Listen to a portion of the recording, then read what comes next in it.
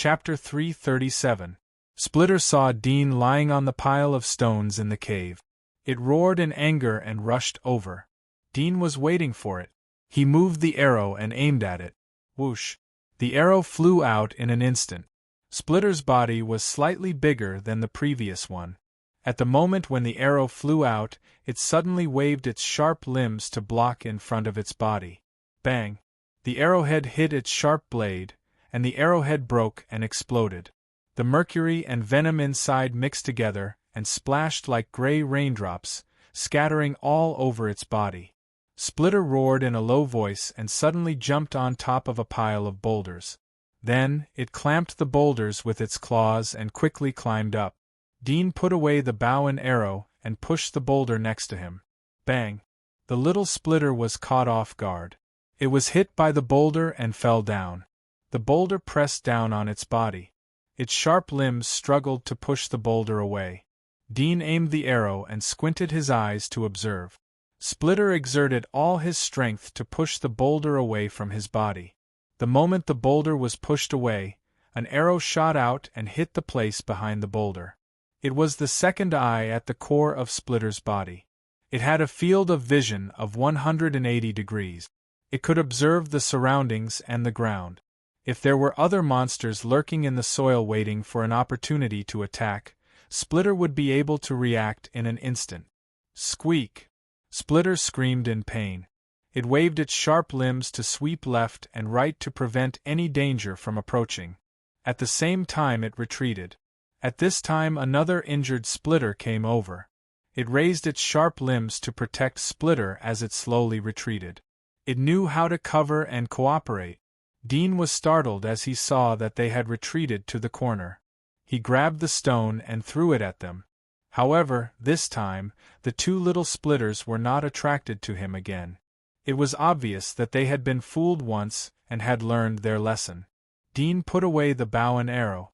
After a moment his eyes lit up and his mouth curved into a smile.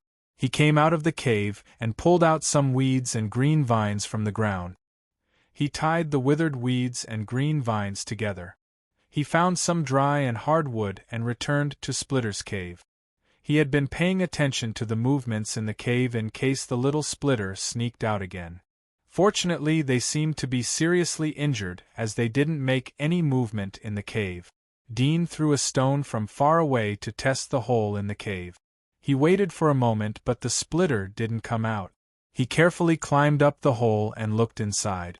He didn't see the two little Splitters at the corner. Apparently they had hidden in the corner of the cave. Dean smirked and took out a match to ignite the weeds. Soon, a raging flame was burning. He put the dry hard wood on top of it.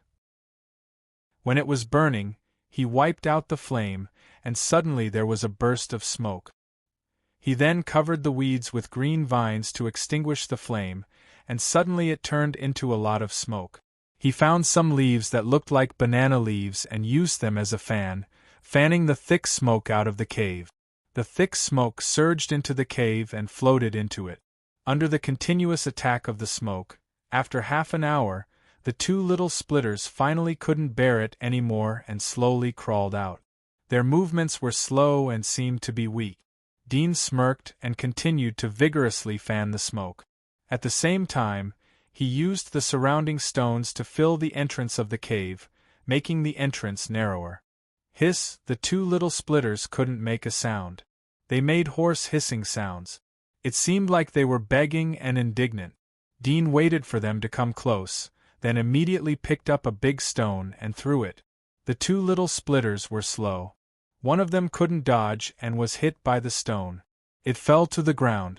The other little Splitter was scared when it saw the fierce intruder. It didn't dare to get close to the cave. Dean wasn't in a hurry.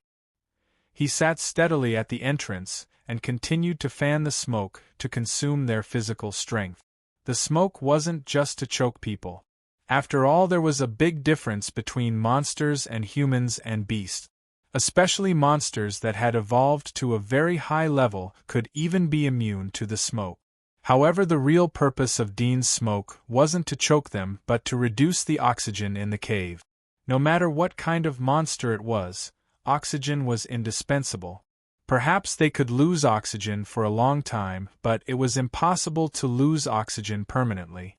The reduction of oxygen was bound to cause dizziness, weakness, and other symptoms. Hiss!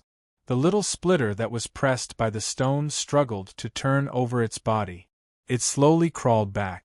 It seemed to be afraid and angry as it looked at Dean. Dean saw the appearance of the two little splitters. He knew that they were extremely weak. He could even defeat them in close combat. However, he wouldn't jump down and fight them in close combat. He continued to fan the smoke and waited. An hour passed in the blink of an eye. The two little splitters tried to rush out of the smoke-filled cave several times, but they were knocked back by the stones thrown by Dean. Every time they failed, it would result in a loss of physical strength. The two little splitters gradually gave up the plan to rush out of the cave. They retreated to a lower part of the cave where the smoke was slightly lower. Dean looked at the two little splitters that were dying. He secretly sighed in his heart. Who would have thought that a mere smoke could push the legendary monsters to this point? Even if they were in their infancy stage, they were at level 24 or 25. The Black Weaver that Glenn had killed was only a level 26 existence. Dean threw two small stones from time to time towards the two little splitters. The two little splitters resisted at first, but later they lay on the ground and let Dean throw stones at them. They didn't resist at all. Seeing this, Dean was relieved, but he still continued to fan for about 10 minutes. When he stopped, a large amount of smoke came out of the hole. Obviously, the capacity inside was already saturated. Dean jumped into the cave after the smoke came out a little. He pulled out the dagger from his waist. He turned around and picked up a big stone from the ground. He bent down and quietly approached the two little splitters. The two little splitters did not move. He walked more than 10 meters away, raised a big stone and threw it at one of them. Bang! The big stone smashed into the little splitter's body. The sharp pain woke it up, but it didn't jump up. Instead, it struggled to turn over its body. The movement of its blade-like limbs was incomparably slow. It seemed that lifting it was extremely difficult. Dean didn't hesitate to pull out an arrow from the quiver. He aimed and shot at the core of the splitter's body. He pulled the rope and slowly dragged the splitter's body away from the other splitter. The little splitter was weaker than Dean had imagined. It just twitched a little but didn't resist. Dean waved the dagger to cut the joints of its blade-like limbs. Puff! The joints were stabbed. The little splitter screamed in pain and waved its other blade-like limbs to cut Dean. Dean easily bent down to avoid the stab. He grabbed the limb that was stabbed in the joint and pulled it out. With a splash of blood, the blade-like limb was pulled out forcefully. The little splitter screamed in pain. Its sharp limbs were like an iron ball. Dean was forced to retreat. He waited for the little splitter to stop. He approached it and continued to attack the other sharp limbs. Splitter's limbs were pulled out by Dudian after a few minutes. Its body was like a huge peanut-shaped insect. Its surface was covered with a layer of dark carapace. It was like an armor protecting its body. Dean didn't pay attention to it. He continued to attack the other little splitter. 5 minutes later, the second little splitter was also pulled out by Dean. It lost the ability to fight. Dean gasped for a moment and jumped out of the cave. He took a few deep breaths of fresh air to replace the smoke in his lungs. He went back into the cave and tied up the two little splits that had lost their fighting ability. He dragged them to the corner of the cave and looked inside. The scene inside was almost the same as the last time he saw it. There were still piles of corpses that were 7 or 8 meters high and the ground was covered with blood. There were all kinds of monsters on the pile of corpses, but he did not look carefully. He quickly went around the pile of corpses and immediately saw the nest behind it. There were a few giant eggs lying in the nest. He went closer and found that these giant eggs were even taller than him. He circled the nest and counted them. His eyes widened and were filled with surprise. 5? There are 5 more? Plus these 2, isn't there a total of 7? If you count the one in the inner wall, then there are 8. 8 legendary monsters. How could he not be excited? It meant that he could increase the probability of deification of the splitter to 70%. With such a high probability, it was completely worth it. Dean sighed and turned to the pile of monster corpses next to the nest. He looked around but didn't see any named monster's corpse. He couldn't help but feel a little disappointed. Then he thought that the named monster's corpse had parasitic soul worm. This thing should be a great tonic for Great Splitter.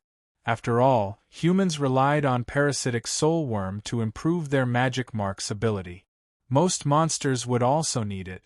Dean looked at the 2 little splitters. His eyes flashed for a moment. He grabbed 2 corpses of the Tibetan Mastiff and threw them in front of the 2 little splitters. The 2 little splitters saw the food. They wriggled their bodies and moved closer to the food. But they didn't have sharp limbs, so it was very difficult for them to eat with their mouth. Dean didn't care about this. He didn't continue to stay in the smoke. He returned to the outside of the cave. He thought, the cruel predation of the monster world has created the living areas of the monsters. Just like the giant wall is divided into 3 areas: the poor, the people, and the merchants. Most of the monsters in this area are level 20 to 35. The splitter chose to lay eggs here because the monsters here are weak. It's not easy to hurt its children. Moreover, its children can have a more suitable living environment after leaving the cave. Among the monsters around level 20 to 35, there are 2 types of monsters that like to hunt for the young and eggs of other prey. The first is the brown spider fly, which is level 21. It is short and extremely sensitive to the smell of monsters that are about to give birth. It likes to follow these monsters and wait for the opportunity to hunt for the young or eggs that they lay. The second one is the widow frog. It doesn't only like to eat the eggs or cubs of other monsters but also its own cubs. So every female widow frog will stay away from the male widow frog when they are pregnant. They regard the male as the natural enemy of the beast. Dudian raised his head and looked around. The terrain here is dry. It should be the suburbs of the city. There are many hills. Frogs like to appear in humid areas, so there shouldn't be any nearby. But we have to guard against spider flies. There are a lot of them, and their weakness is obvious.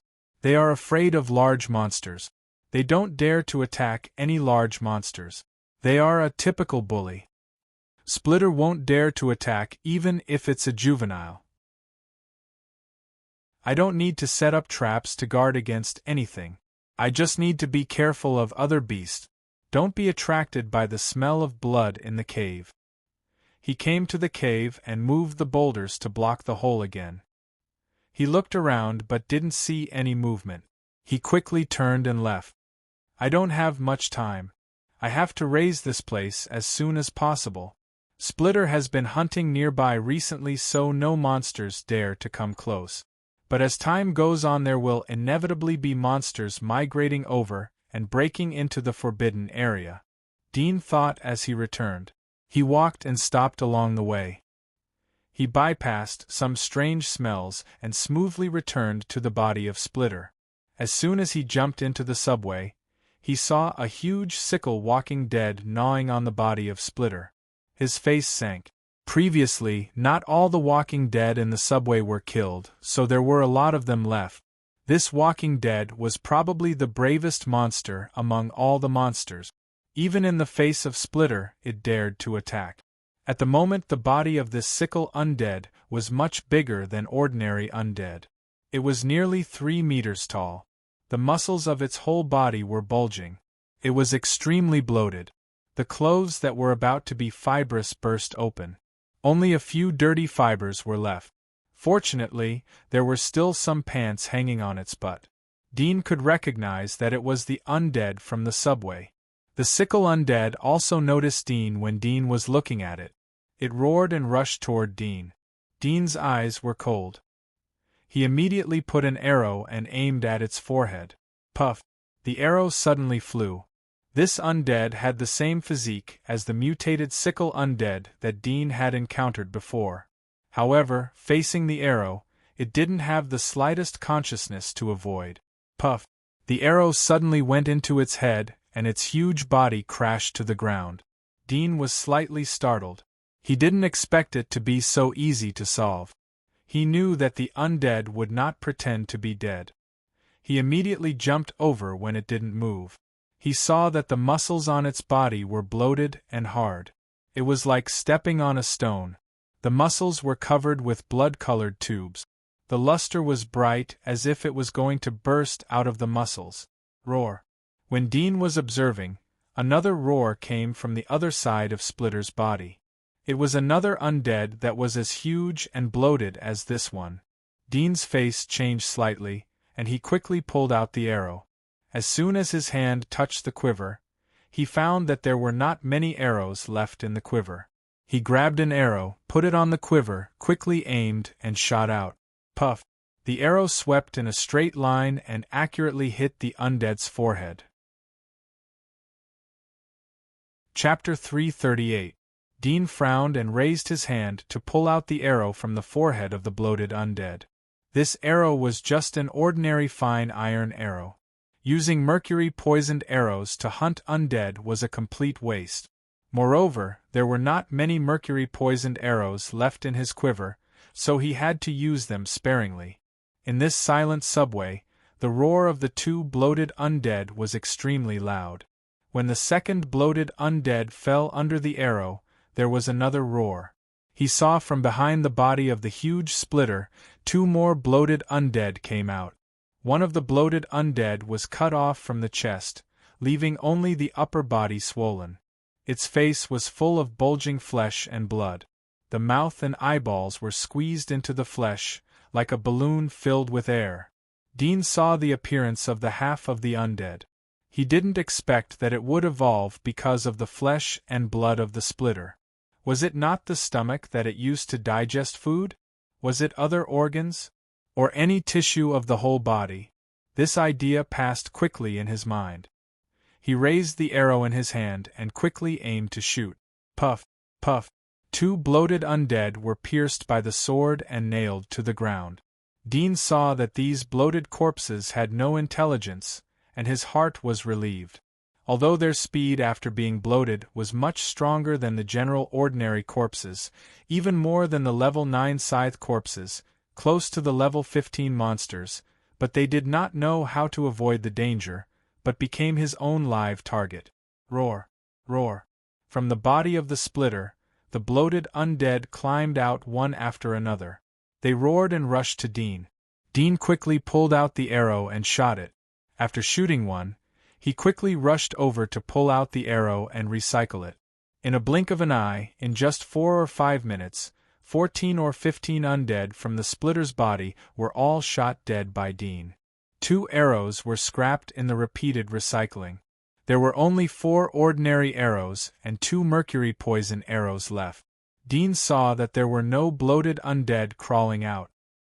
He immediately pulled out the dagger and bent down to cut the head of the undead, whose gender was difficult to distinguish. He saw that the swollen flesh outside the skull was extremely hard, like steel. The dagger cut into the skull and dug a small hole along the hole in the neck. He skillfully pulled out some intracranial tissue. Soon, he found a dark blue crystal in a relatively cold intracranial tissue. Dean picked up the cold crystal. It was about half the size of the ordinary undead. It was closer to the cold crystal in the skull of the sickle undead. He guessed that if these bloated undead lived for a while, the nutrients in their bodies would promote the size of the cold crystal to become bigger. According to his previous experience of absorbing cold crystal, the bigger the cold crystal was, the purer the color was, and the more obvious the absorption effect was. These cold crystals can be worth 2 to 3 ordinary undead. Dean's eyes flashed for a moment. He suddenly thought of something. He couldn't help but shine. The flesh and blood of the Splitter contains rich energy. These ordinary withered undead trapped in the subway can evolve like this in such a short time after eating its flesh and blood. If these flesh and blood are given to the Splitter to eat, won't it soon promote their body to enter the growth period? Thinking of this, he suddenly became a little excited. He quickly collected the cold crystals in the skulls of more than a dozen swollen corpses on the ground. Then he looked around the subway to see if there were any living corpses that he missed. Soon, he found several corpses that fell on the subway track. He killed them and picked up the cold crystals. After confirming that there were no living undead left, he returned to the splitter and thought about how to carry its flesh and blood to the splitter's cave. If he directly cut it and carried it, the flesh and blood would exude a tempting smell. He didn't know how many monsters would covet it along the way. Although the splitter was able to intimidate everyone when it was alive, the smell emitted by its corpse after death was like a sumptuous feast to these ordinary monsters. I have to go back to the giant wall and find some transport tools. Now it's evening and the temperature is getting low. Monsters like to come out to hunt. It's too dangerous to carry at night. I have to go back and prepare the tools. Dean looked at the huge body of the splitter and turned to go out of the underground subway station. Although the body of the splitter would inevitably attract nearby monsters, but he didn't have the tools to cover the smell. He had to abandon it for the time being. After all, it wasn't like there was a pillow sent to him when he dozed off. However, due to the structure of the splitter's body, these monsters could only gnaw its flesh and blood. They couldn't hurt its sharp limbs. These sharp limbs were the most valuable material of its body. They could be forged into extremely powerful hunting weapons. It was completely different from the steel weapons used by other ordinary hunters. Whoosh! Dean quickly ran in the direction of the giant wall. After a moment, he returned to the giant wall. He looked up and saw that Nicholas was still on the giant wall. He was holding the edge of the giant wall and looking down. He was stealthily approaching, so the latter didn't notice him. He ran a few steps and came to about 3 kilometers away from the giant wall. He showed himself and waved his hands at Nicholas on the giant wall. Soon he attracted Nicholas's attention. If Dean died, he didn't know what kind of trouble he would face.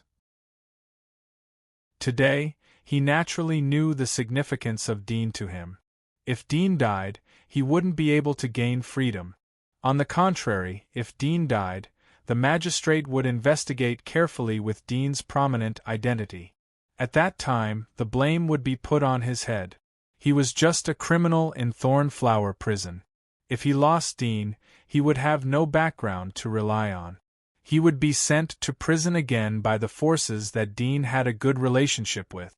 Dean saw that Nicholas had noticed him and immediately gestured to him. Nicotine's face slightly changed as he saw Dean's gesture. He looked down at the giant wall and felt a burst of dizziness in his mind. His face turned pale. He had been waiting here for a long time. First, he was afraid of heights. Second, he was worried that the beast would come back again when he was halfway up the wall. He would become a conspicuous bait when he was hanging in the air. He hesitated in his heart and wanted to use a gesture to ask if he wanted to take other things with him. Suddenly, he woke up and his face showed a trace of bitterness. From Dean's position, he understood that the latter was afraid of him shooting shark spears from the giant wall, so he stood thousands of meters away. But he knew that he would not do that. Sighing in his heart, he knew that there was no room for explanation, so he tightened the rope on the edge and checked it again. After confirming that there was no problem, he clenched his teeth and climbed up the giant wall. He grabbed the rope with both hands and slowly slid down. Dean quietly watched him. When he reached the height of 700 or 800 meters, he immediately rushed towards the giant wall. By this time, Nicholas had slid down to about 500 meters. He waited for a few minutes. Nicholas slid down from the rope. His old face was as white as paper. His legs were trembling as he landed on the ground. It seemed that he was scared. Dean smiled in his heart when he saw his appearance. He realized that a cunning person was no different from an ordinary person in the face of his own weakness. "You've worked hard. Go back." Dean patted his shoulder and said to him like an elder talking to a junior. He didn't consider the age gap between them.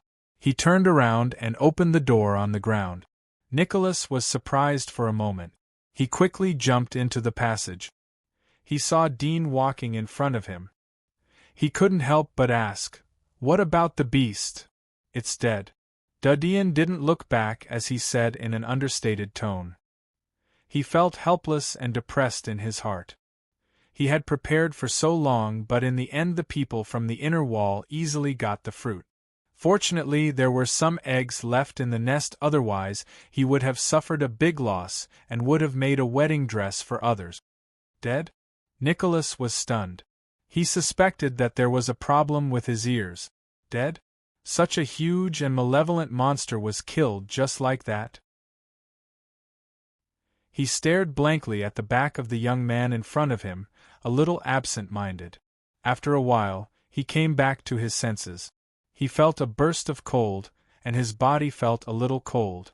The demons and goddesses on the walls on both sides of the dark passage seemed to be peeping at him with evil spirits. He hurried to catch up with Dean and cautiously asked, "Is he really dead? Is this a demon that bestows a name?" "I hope so," Dean replied. Chapter 339. After a moment, Dean and Nicotine came out of the passage. There were 2 teams of Knights of Light on both sides of the passage. There were 2 teams of Knights of Light patrolling in the distance. The 2 teams of Knights of Light were stunned when they saw Dudian and Dudian coming out of the passage. But then they were pleasantly surprised. The middle-aged knight who had talked to Dean before came over. "Architect Dean, you finally came out. We were almost scared to death." Dean was surprised and immediately thought of the reason, but still asked, "Why?" The middle-aged knight replied, "There was a commotion outside not long after you came in. It must be the giant monster that was active outside the giant wall. Fortunately you didn't meet it at that time or we would have suffered a big crime." Dean smiled. "We were far away at that time. I heard the commotion too. Fortunately we were fast enough or we would have to sneak back through the passage." "Yes." The middle-aged knight had a look of lingering fear. If Dean had died outside the giant wall, then the temple would have punished him. Even if it wasn't a heavy punishment, it would affect his career prospect. His competitors would attack him. Dean said, "It's getting late. We have to go back. I'll trouble you to arrange it." "Yes." The middle-aged knight was very polite. He waved to a young knight. "Send a message." The young knight immediately took out a whistle and blew it. From time to time a black crow would come and bring the message to the guard. While waiting, the middle-aged knight chatted with Dean. If he could climb up Dean's tree, his status in the temple would undoubtedly improve a lot. He might even be promoted again. Dean naturally didn't give up this opportunity. In the process of chatting, he learned the name of the middle-aged knight. Charlemagne was a member of the Charles family. The Charles family was a small aristocratic family that belonged to the Huasheng consortium. Charlemagne should be the most promising member of the Charles family. The prosperity of the entire family was on his shoulders. Because of his identity as the captain of the temple's knights, the Charles family had gone from decline to prosperity. Although they were still in the bottom of the aristocratic circle, but they were much stronger than most of the lower-level aristocrats. Many aristocrats didn't dare to look down on Charles' family because of his identity. The number of rich businessmen coming in and out of the Charles family was dozens of times higher than before. "The people from the guard have come. Let's talk later." Dean smiled at Charman as he saw the prison carriage coming. Charman was happy to see that Dean didn't have the slightest arrogance. The whole process of the conversation was relatively smooth for him. This was undoubtedly a good foundation for him. As long as he was careful in the future, he would be able to shorten the distance between him and Dean.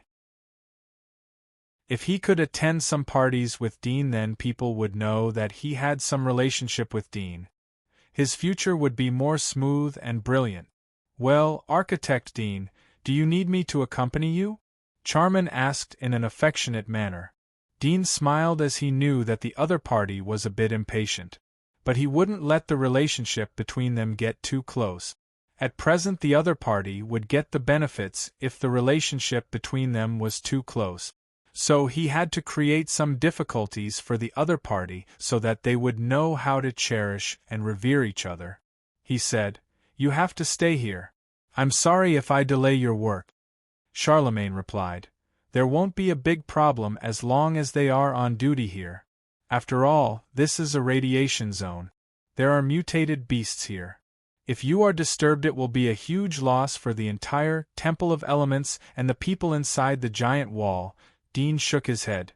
"It's almost night time. The monsters outside the giant wall will come out. It's easy to get into an accident. It's safe to have you here. The knights will protect me. Moreover, I have the hunter to accompany me. It'll be easy to deal with the mutated beast." Nicholas was a shrewd man. He could see at a glance that Dean and the middle-aged knight were calculating. He felt that the youth was a cunning old fox. Nicholas was afraid of him. He immediately said, "Don't worry. I'll protect Architect Dean. I won't let the beasts disturb him." The middle-aged knight didn't insist anymore. He knew that the status of the middle-aged knight would drop. He said, "Architect Dean, be careful on the road." Dudian nodded and said goodbye to him. He and Nicholas got into the car and went to the guardian's office. After a moment, the two arrived in front of the temple. Dean followed the Knights of Light into the prison cell. He said to the leader of the Knights of Light, "I'm an architect of the Temple of Elements. This is my identity token. Please help me inform the leader of the temple that Dean is here to see me." The Knight of Light was surprised when he heard the first half of Dean's words. But when he heard Dean's name he was stunned. "Are you the architect who created the military crossbow?" Dean nodded. The leader of the knights took Dean's medal. He saw the word Dean on it. He knew that Dean wasn't lying. He humbly said, "I didn't expect you to be Architect Dean. I didn't know you before. I'll inform you." Then he quickly turned and left. Nicholas was already used to the knight's awe. He turned his head and looked at the surrounding cages. He curiously asked, "Is this the place? I heard that hunters have to stay here for 7 days before they can go back." Yeah. Dean nodded. "I'm bored. Take a look at the books on the table to purify your mind." Nicholas looked down and saw the Holy Scripture of Light, but he didn't take it. He curled his lips and said, "I don't know how many times I've heard the prison guards recite it. If they wanted to purify it, they would have done it long ago. The God of Light can only save people who live under the sun. How can he save people like us who live in darkness and abyss?" Dean glanced at him. "Don't add the word us. I'm not targeting you. I've already said that I'm different from garbage like you."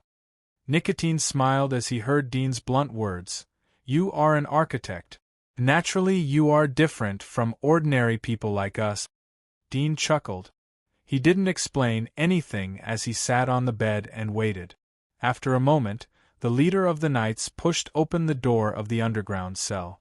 He was followed by a handsome middle-aged man. The beard on his face was very clean. His skin was incomparably white and his eyes were bright. It wouldn't be an exaggeration to say that he was a young man in his 20s, but the mature taste on his face betrayed his age. The handsome middle-aged man was followed by 2 Knights of Light. Their temperament was deep and restrained. Their eyes were sharp. "Are you Architect Dean?" The handsome middle-aged man came to the front of the cell. He was surprised to see Dean. He didn't expect that the youth who had been frequently reported in recent times would be younger than he had imagined. Dean smiled. "I am. Can we talk in private?" The middle-aged man stared at Dean for a moment. He waved his hand to signal the people around to leave. He smiled as all the Knights of Light left the cell. "Architect Dean, this is the first time we meet. What do you want to say?" Dean smiled. "In addition to admiring you, my biggest purpose is to ask you for help." "Help?" The middle-aged man's eyes lit up. "Do you want me to cover up the fact that you are out of the giant wall?" "There is nothing to cover up." Dean shook his head. "I want you to release me after the inspection and allow me to return to the city." The middle-aged man shook his head. It's not that I don't want to help, but this matter. I'll do you a favor, how about it? Dean interrupted him and said directly. The middle-aged man was startled. He was a member of the Holy Church, so he naturally paid more attention to the matters of the Temple of Elements. He knew about Dean's recent deeds. In fact, most of the people who weren't members of the Holy Church had heard of Dean's deeds. After all, every time a new invention came out it would cause a great sensation and people couldn't help but pay attention to it. The middle-aged man was in a dilemma. Favor was a big thing, but it was also a small thing. Dean saw that the middle-aged man didn't trust him. I don't know which consortium is behind the director. I haven't sold the lightning rod that I made last time. If it is convenient for you. Chapter 340. Middle-aged man's heart was boiling, but he deliberately hesitated. Architect Dean, this is against the law. If it is spread out. He didn't say anything as he wanted to leave some leeway. Dean narrowed his eyes. I'm an architect of the Temple of Elements. I didn't leave the giant wall this time. I was entrusted to escort Mr. Hunter to the outside of the giant wall. After the physical examination, it was confirmed that there was nothing wrong with my body, so I should be released. Do you want to treat me like a hunter? Middle-aged man's face slightly changed as he heard Dean's words. He thought that Dean would keep it a secret so that both of them would stand on the same boat. He didn't expect Dean's attitude to be so tough. He smiled. Architect Dean's words are too serious. These hunters naturally can't be compared with you. I'll order people to change to a clean room for you. As for the early release, you are an architect of the temple. It would be a loss to the temple and disloyal to the Holy Church if you stay here. I'll order people to send you back after the physical examination. He paused and stared at Dean. It would be great if you could sell your lightning rod to the Scott Consortium of the Church. Dean didn't expect that the person behind the director was from the Scott Consortium. Although he expected the 6 consortiums and Holy Church to infiltrate each other, but he didn't expect that the Scott Consortium would be able to buy the director. This was an excellent chess piece, as he was in charge of the life and death of the hunters. He was in charge of the hunter's life and death. He had high authority and great role. The Scott Consortium has such a deep foundation, but they can only fight evenly with the Mellon Consortium. These consortiums have been operating for decades and their forces are spread all over the place. It would be too slow to cut them off one by one. I can only use force to break them. Dean's eyes lit up as he calmly looked at the director. I have cooperated with the Scott Consortium many times. I believe that the cooperation of the lightning rod will be very pleasant. I haven't asked your name yet. Divine Emissary Du is too polite. I am Lemvi. The middle-aged man was happy and excited. Releasing Dean ahead of schedule was a trivial matter for him. Even if Dean didn't use the lightning rod as a bargaining condition, he was willing to make friends with an architect with extraordinary potential. Moreover, he would be able to share the wealth of the Scott Consortium. Moreover, he would be able to improve his own status. It was a bargain for him. Dean nodded and wrote down the name. Thanks for the trouble. He sat back on the bed. Lemvi laughed as he saw Dudien's intention. I'll arrange someone to come over and give you a physical examination. But before that I'll change your room. It's too dirty here. No, the residence is just a worldly possession. Don't worry about it. Dudien calmly replied. Lemvi looked at the youth with interest and said, Since that's the case, I'll take my leave first. With that, he turned around and left the cell. Nicotine silently observed everything. He looked at Dean after Lemvi left. Master, won't you take me back with you? You will wait here for 7 days before going back. Dudien indifferently said, My early return will arouse the attention of some forces. If we go back together, then the target will be bigger.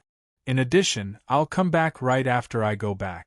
Be careful with your words and don't talk nonsense. Nicotine heard his warning. I will. Master, I made a mistake in the past, but I will be absolutely loyal to you from now on. I hope you can trust me once again. I only look at the performance, Dudian indifferently replied. Nicotine wryly smiled but didn't say anything. After a moment 2 doctors came in and gave Dudian a physical examination. They left after the examination. They didn't pay attention to Nicotine, who was on the other side. The next day, Dudian sat in a carriage. He was escorted by a team of Knights of Light to a nearby fortress. The reason for sending this team of Knights of Light was that the barbarians in the radiation zone had been active recently. They were worried that they would hurt Dean. If Dean fell, the sinners would naturally be counted as his head. Therefore, they had to take care of Dean carefully. At the same time, they hoped to increase Dean's goodwill. With the intelligence network of the Luminous Church, the group chose a route that had fewer savages. Along the way, they were attacked by a few mutant beasts, but they did not encounter any savages. They returned to the fort without any trouble. Dudian directly went back to his castle with the carriage of the Holy Church. The carriage moved at a fast speed. Some carriages of wealthy merchants saw the flag of the Holy Church on Dudian's carriage. They moved to the side of the road and didn't dare to block the road. A few hours later Dudian returned to the castle. He saw Jean sitting in the hall. Where are the 2 of them? Jean was sitting cross-legged while peeling fruit. He was shocked as he saw Dudian come back. He almost cut his fingers. He stood up and said, "Young master, they are at home. Gwyneth is upstairs. Sergei is at the training ground." Dudian immediately said, "Call them over." "Yes." Jean turned and ran away. It didn't take long for Gwyneth, Sergei and Jean to appear in the hall. Dean was drinking tea to replenish the lost water in his body. He immediately ordered, "Sergei, go and buy a batch of things to make hunting traps. Here are the gold notes." He threw a stack of gold notes on the table. Sergei was surprised.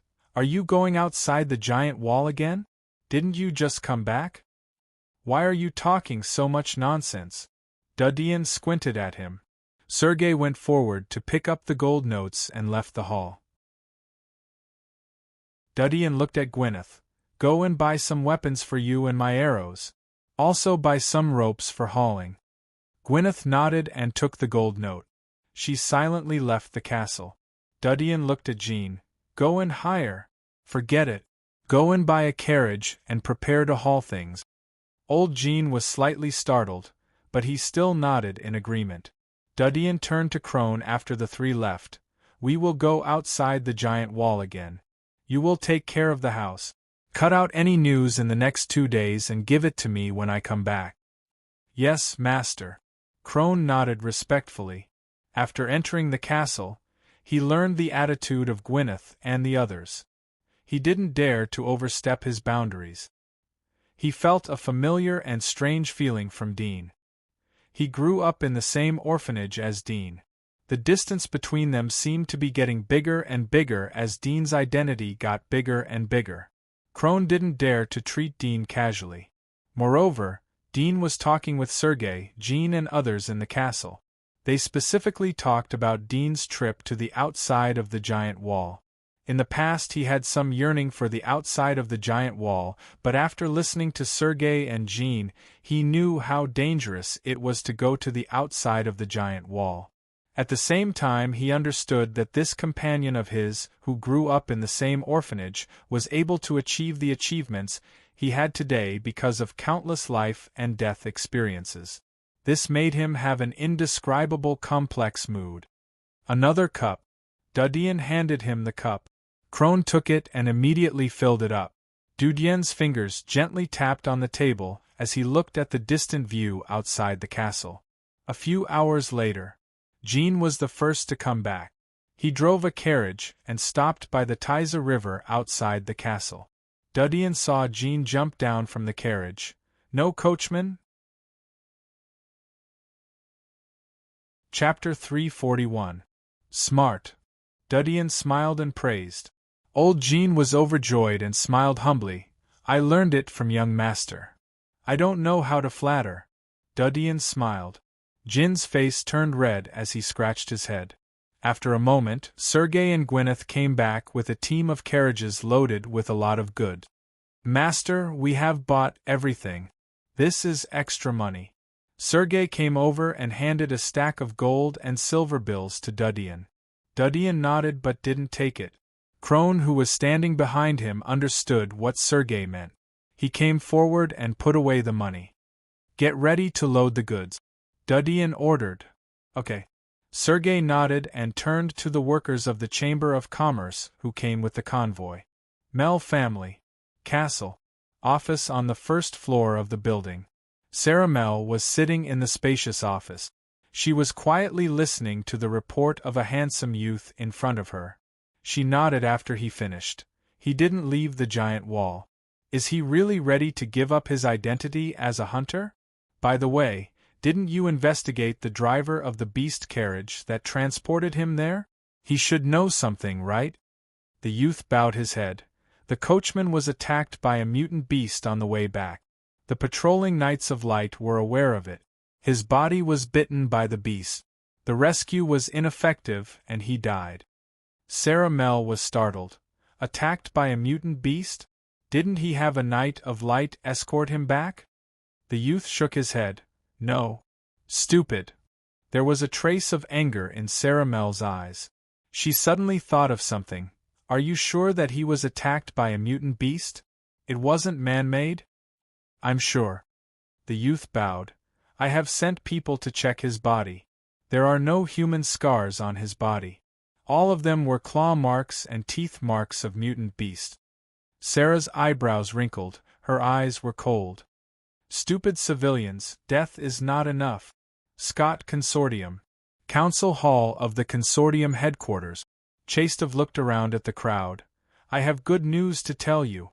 The latest 4-star high-quality lightning rod has been sold to the Scott Consortium.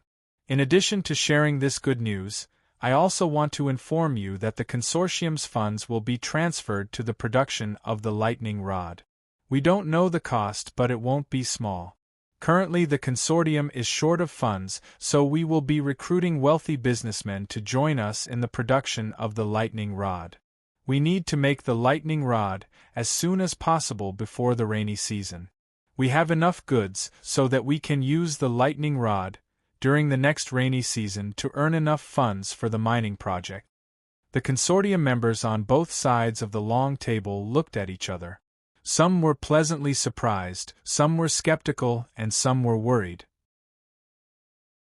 One of the middle-aged men said, Chairman, didn't Architect Du say that he would consider selling after the black snow season? Why did he suddenly agree to sell it to us? Chistov looked at him.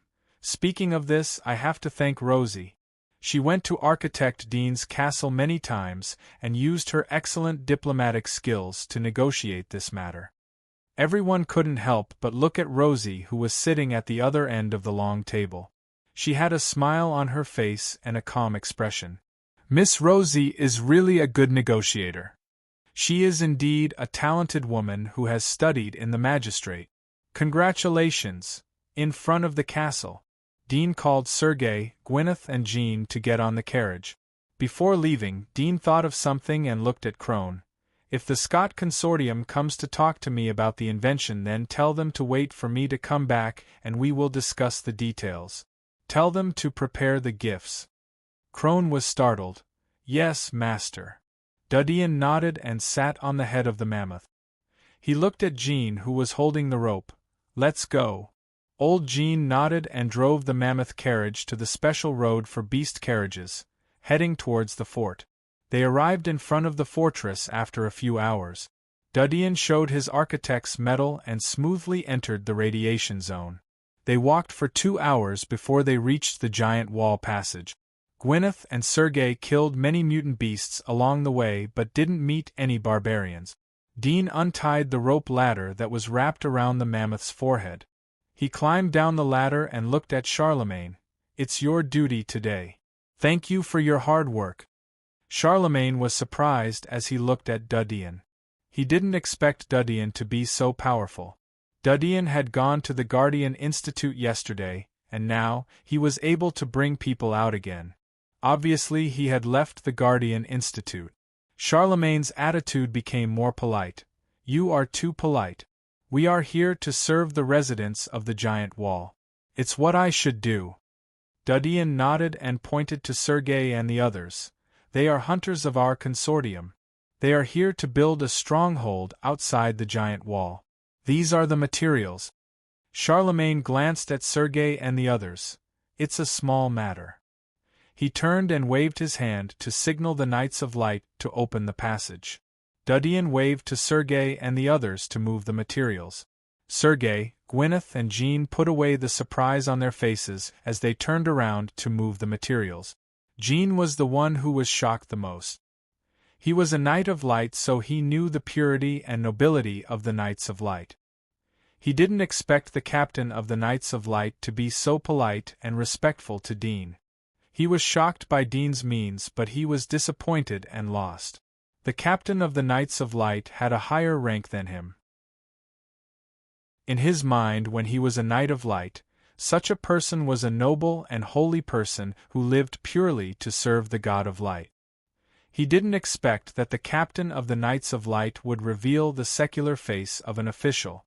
However, he had been in the prison for a long time. He was open-minded and saw things more deeply. There was only a sense of loss, but not too much emotion. Charlemagne naturally didn't know the thoughts of the youth. He was constantly thinking about how to get closer to Dudyan. He kept looking for topics to talk about. After seeing Dudyan come out of the prison in just one day, he was more determined to have a good relationship with the youth.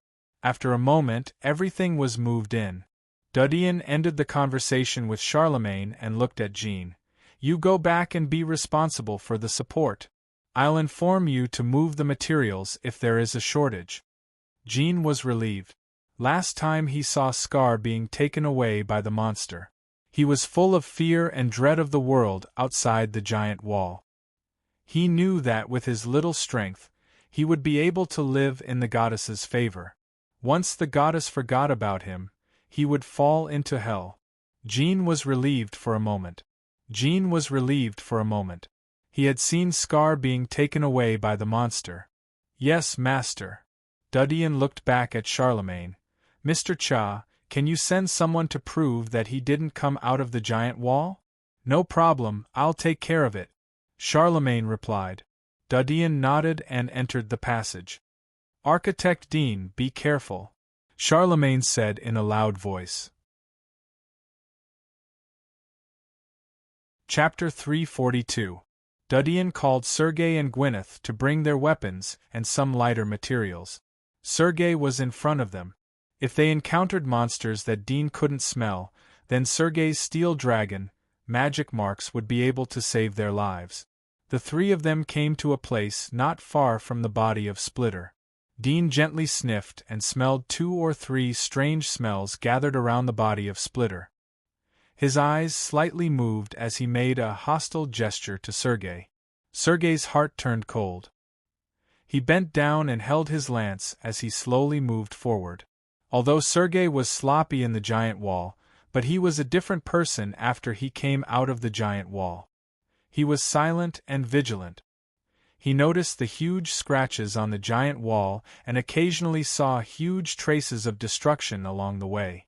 It made his heart tremble. He didn't know what kind of monster Dean was going to hunt. He had been hunting for so many years, but he had never seen such a terrifying monster.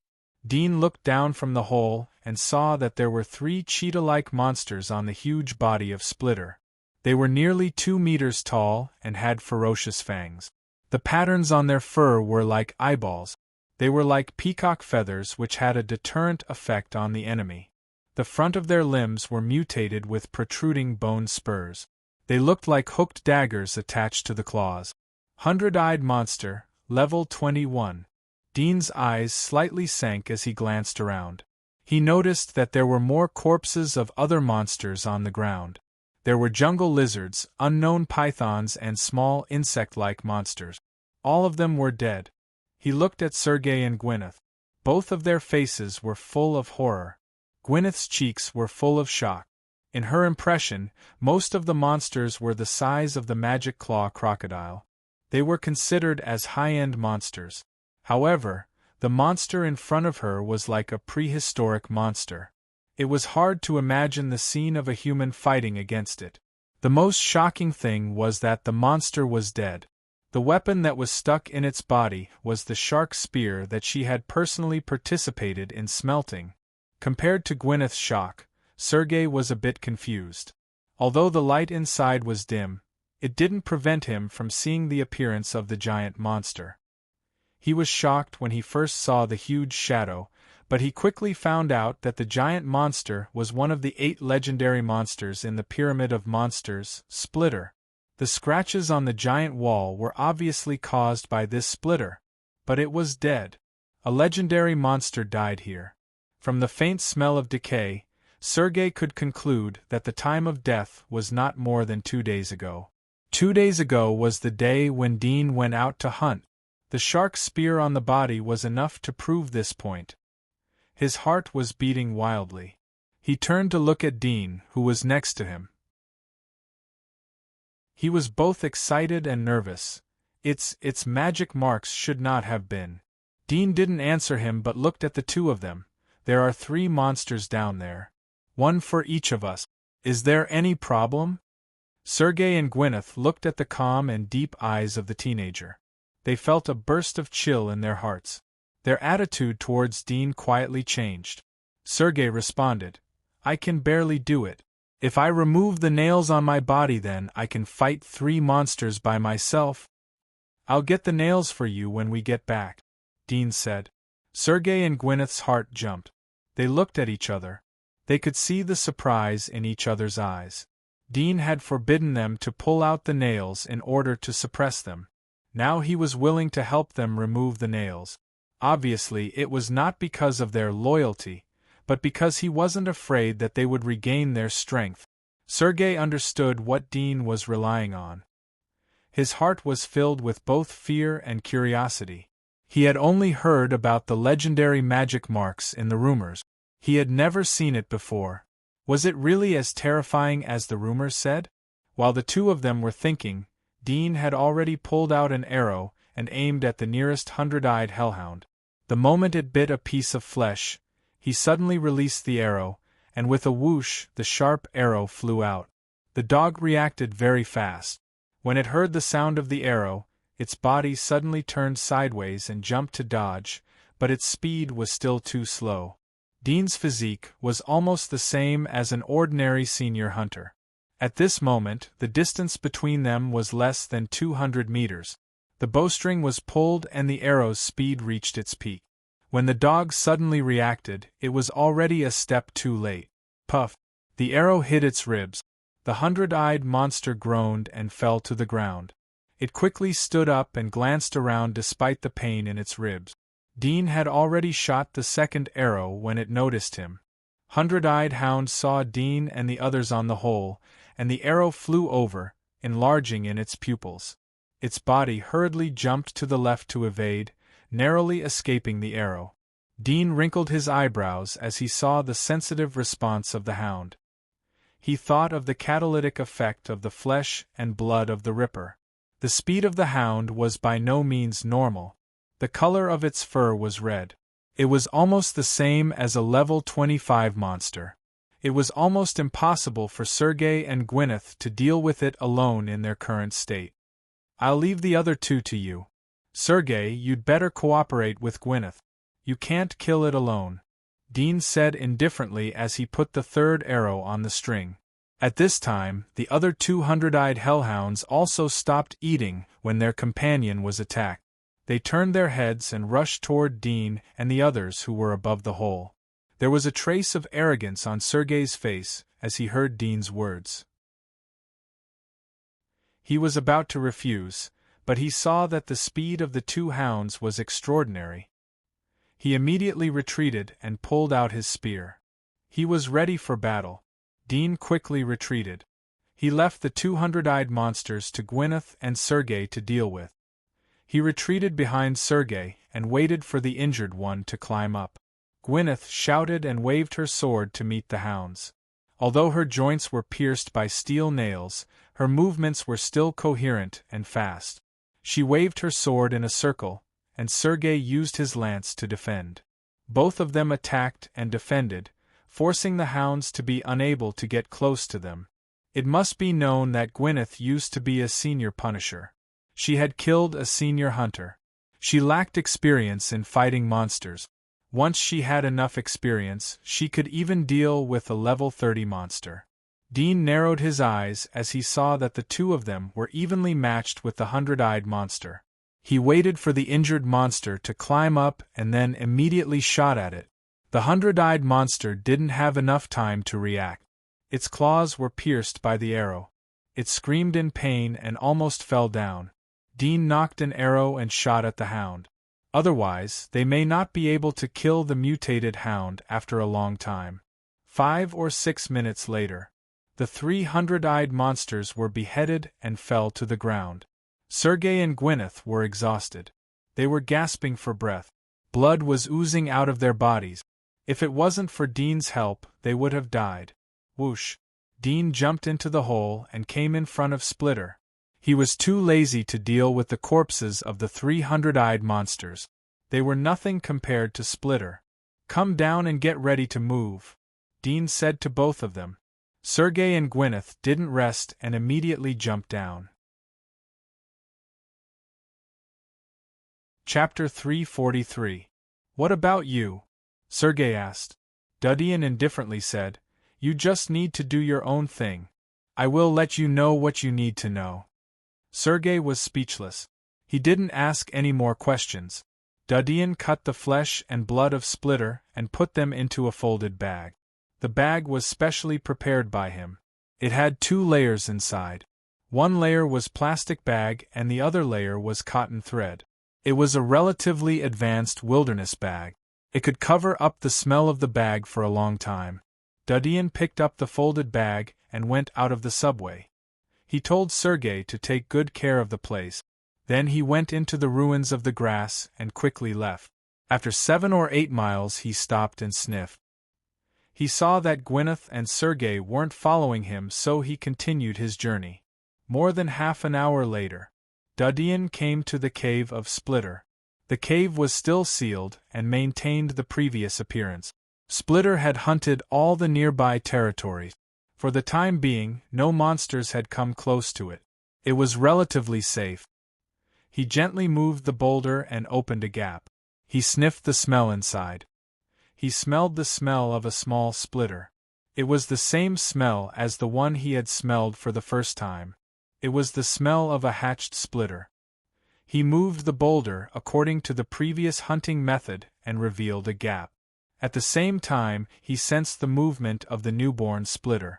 He saw that it was behind the boulder. He took a few steps back and threw stones to lure it out. The newborn Splitter obviously didn't learn from the 2 injured brothers in the cave. He quickly climbed to the gap and looked around. Suddenly, a cold arrow was shot at him and hit the eyeball in the core of his body. The angle of the arrow was very tricky. The newborn Splitter let out a blood-curdling screech and quickly crawled back into the cave. Dudian ran over and did the same thing. 10 minutes later the newborn Splitter fell under his arrow. Its limbs were cut off. Only the core torso was left. It was tied up in the cave. The other 2 little Splitters were tied together in the cave. The ropes on their bodies were broken. It seemed that the newborn Splitter had cut off the rope. Its body rolled to the side of the pile of monsters. It opened its mouth to bite the food on the pile of corpses. The 2 little Splitters screamed as they saw Dudian enter the cave. It seemed that they were extremely frightened. They kept twisting their bodies and moving back away from Dudian. Dudian gently smiled as he threw the bag on the ground. He took out the meat from the big Splitter. He cut the meat and threw it in front of the 3 little Splitters. After a moment the 3 little Splitters relaxed their vigilance. They opened their mouth and swallowed the meat. Dean retracted his gaze and came to the nest. Looking at the remaining 4 giant eggs, there was a trace of heat in his eyes. He raised his hand and gently touched them. The eggs were cold. His heart suddenly moved. He put his ear on one of the giant eggs and listened carefully. After a moment, there was a creaking sound coming from inside the egg. It seemed that something was gently rubbing. Is it awake? Dudien's eyes lit up as he gently patted the eggshell. Crack! A crack appeared on the eggshell. But it wasn't the place where Dudien patted. Dudien was surprised as he saw the crack. He quickly retreated a few steps and aimed an arrow. Crack! The crack on the eggshell rapidly expanded. A sharp sickle pierced out from the inside and quickly cut the giant egg. The eggshell cracked and the viscous slurry seeped out. It revealed the shape of a little splitter. Dean's face slightly changed. He was about to let go of the arrow, but he suddenly remembered that there were other giant eggs next to him. In case the little thing was injured, it would break the other giant eggs. The loss would be too great. He immediately retreated. The little splitter squeaked as it saw Dean and ran over cheerfully. Dean quickly shot an arrow as it ran out of the nest. Puff! The arrow hit the core of the splitter's body, which hadn't fully opened yet. The splitter screamed in pain as it stopped moving. Dudien immediately shot an arrow into its mouth. The little splitter rolled on the ground in pain. Its sharp blade left deep marks on the ground. Dudien retreated back into the cave. He held the dagger in one hand as he stared at the little splitter. The little splitter climbed up from the ground and screamed as it rushed towards Dudien. Dudien didn't engage in close combat with it. He returned to the gap in the cave and picked up a boulder to throw at it. Dudien captured the little splitter after a few minutes. He cut off all its limbs and tied it up to the side. He fed it a piece of flesh from the big splitter. Dudien picked up some rotten corpses from the pile of monsters and threw them into the center of the circle surrounded by the 4 little splitters. Dudien squatted down and looked at the little splitter that had been cut off. He found that the wound had scabbed and there seemed to be a new sharp edge coming out of it. Dean suddenly thought of an idea. He secretly noted it down. When he went back, he would ask Jean to prepare some lime powder to completely destroy their wounds, so that they would completely become broken limbs, unable to grow new tissues. However, this method was cruel, but he didn't hesitate as he thought of his great cause. Dudien got up and looked at the remaining 3 giant eggs in the nest. He listened to the movements inside. He found that 2 of the giant eggs were making subtle sounds from time to time. It was obvious that the little splitter had finished its gestation, but it didn't have the ability to drill out of the giant egg. It would take at most 1 day for the little splitter to break out of the shell. He poured the flesh of splitter in his bag in front of the 4 little splitters. He turned around and left the cave. After sealing the gap, he quickly returned to the subway. From afar, he saw a simple trap laid by Sergei. It was covered with grass. Although it was simple for humans, it was extremely effective for monsters. Dudien looked at the 4 or 5 bulging bags on the ground. Gwyneth and Sergei were busy cutting the flesh of the splitter and loading it into other bags. Sergei looked at Dudien. "Master, do you only need flesh and blood? What about the shells? Take out the flesh and bring back the shells." Dudien picked up the 4 bags and left. Sergei and Gwyneth watched Dudien leave. They looked at each other and saw the surprise in each other's eyes. Could it be that they didn't need to bring back the flesh? Where would they move to? Chapter 344. In the blink of an eye, 2 days had passed. In the past 2 days, Dean had been transporting the flesh of the great splitter during the day. At night, he had been accompanying Sergei and Gwyneth to guard the corpse of the great splitter. They had been setting traps to resist other monsters. Perhaps because of the black snow season, the decaying speed of the flesh of the great splitter was slower. Moreover, the smell of the great splitter didn't attract the attention of too many monsters. Nevertheless, the 3 of them had encountered 4 or 5 battles in 2 days. Fortunately, the monsters in the vicinity were generally around level 15 to 25. The monsters that were lured over were easily killed under the cooperation of the 3 of them. What made them pleasantly surprised was that there was a monster that had been given a name, Bloody Ripper. This was a ripper in its growth stage, a rare named monster. Its hunting rank was 18, and when it reached the peak of its maturity stage, its hunting rank would be 32. Dean, Gwyneth, and Sergei had successfully killed the Bloody Ripper. They took out the parasitic soul worm and sealed it in a jar that was always prepared by the hunters when they went out.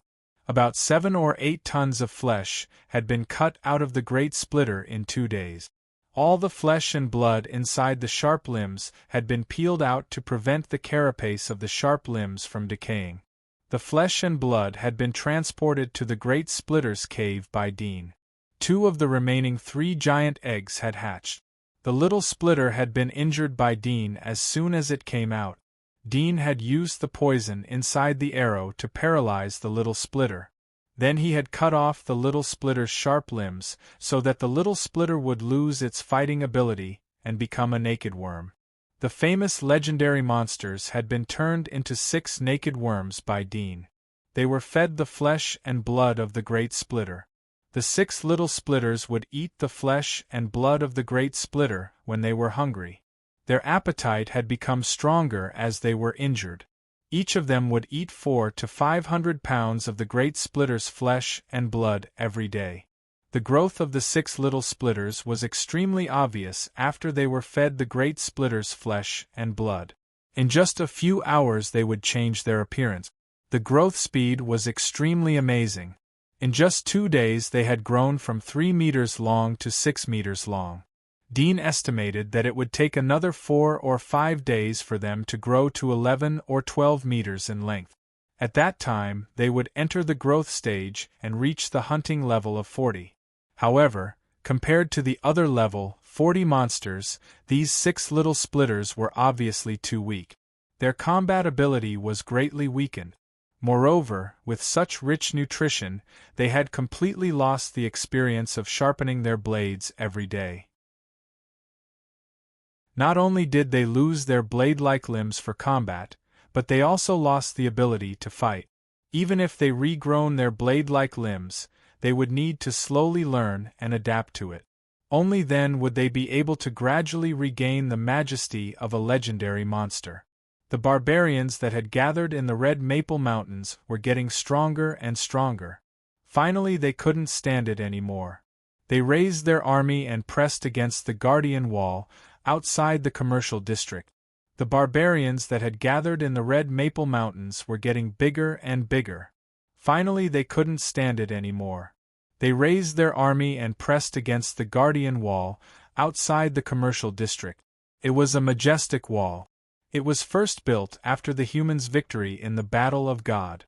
That was in the year 65 of the Giant Wall calendar. It had a history of more than 200 years. The descendants of the craftsmen who built the wall were unknown. They had either declined or risen. There was no news about them. The so-called Battle of God vision referred to the shocking battle when the barbarians invaded the border for the first time.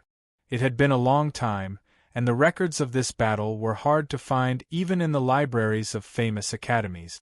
It was only recorded in some scriptures of the Holy Church. After the end of the Battle of God, the barbarians were repelled.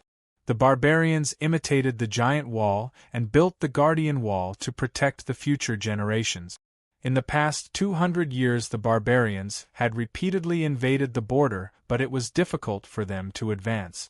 Occasionally they would break the fortress, but the army would quickly remedy it and drive them back. Only this time the barbarians had learned from the previous failure. They chose a dangerous fortress which was easy to defend and difficult to attack. But after the fortress was breached, the Red Maple Mountains were a natural base. It was suitable for the military camp. The barbarians quickly occupied the Red Maple Mountains after they breached the king's fortress. The army repeatedly attacked the barbarians to no avail. They could only let the barbarians grow stronger day by day. Now, according to the newspapers of the military headquarters and the shouts of the patrolling soldiers, the entire city inside the wall was already preparing for war. Mellon Consortium. Office on the first floor of the castle. Sarah Palin looked at the 7 letters that had been sent in a short period of 2 hours. Her beautiful eyebrows slightly wrinkled as she thoughtfully touched the table. Her red eyes were like autumn maple leaves. There was a small map on the table. Sarah Palin pondered for a long time and slowly said, "Is there any movement from the Dark Church's Blaze family?" Lisa, who was dressed like a maid and had short hair, stilled for a moment. She slowly shook her head. "The Blaze family has been very peaceful these days. Their businesses are doing normal business. There is nothing out of the ordinary." "Miss, why do you ask?" Sarah's eyes flashed. "The barbarians are attacking the Guardian Wall. With the number of barbarians gathered in the Red Maple Mountains, it will be difficult for the military to resist.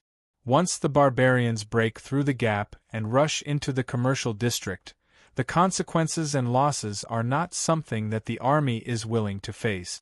If they want to defend the wall, then they must use the forbidden technique of the army. Sun flame magic. Sun flame divine art?" Lisa stilled and her expression changed. "Is it the Blaze family's flame explosion divine art?" "Yes, it's just a different name," Sarah whispered. "The flame explosion magic of the Inferno family has repeatedly caused great damage in the commercial district. Later they provoked the magistrate. They sent high-level disciplinary officers from the inner wall to capture them.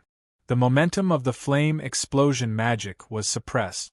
I don't know how the military got the recipe of this magic and produced it, but the destructive power of this magic is too strong, so the military didn't dare to use it at will. Now at this critical juncture they must use it." Lisa nodded in realization and said, "In that case, the barbarians will definitely lose this battle." Sarah narrowed her eyes and said, "We don't need to worry about the outcome of the battle. We can only let the barbarians attack earlier. The sooner they attack, the earlier we will be able to recover our industry." These days, the Scott Consortium took advantage of the barbarians' occupation of the Red Maple Mountains and the decrease in mineral resources. Moreover, they need a lot of weapons and metals. If we don't recover our industry, then our losses will increase. If the battle continues for a month, then even if we recover the Red Maple Mountains, it would be very difficult for us to compete with the Scott Consortium in the mineral industry. Moreover, the war would just end and there would be a surplus of resources. Getting the Red Maple Mountains wouldn't make much sense. Lisa wondered, "But miss, how can we make the barbarians attack earlier? We can't command them." "Commanding is risky. Luring them is the most reliable method." Sarah gently smiled. "We only need to send a few spies to expose the weaknesses of the military to them. They will naturally find a way to attack as soon as possible." Lisa was startled and couldn't help asking, "Will they believe it?" "If the news is true, then they will naturally believe it." Sarah's lips curved into a smile. Lisa was taken aback. Her eyes lit up as she lowered her head and said, "Mrs. Wise." Chapter 345. Ryan Family. The study room on the second floor. Old Foulin dismissed the maids. Only Sander was in the room. He sighed as he looked at the night sky outside. There was a bit of worry on his face. Sandro, who was serving at the side, could not help but ask when he saw his father's expression, "Father, are you also worried about the barbarians' invasion? With the strength of the army, it shouldn't be difficult to defend the Guardian Wall. Even if the army fails, the Holy Church and the magistrate won't just sit back and watch. Besides, if the Guardian Wall falls, we can retreat to the edge of the inner wall and wait for reinforcement." Old Foulin shook his head and sighed. "Child, I'm not worried about the war of the army. It's our war." "Our war?" Sander was surprised. Old Foulin said, "War is a disaster, but it is also an opportunity. The 6 consortia are aiming at the huge profits brought by the war.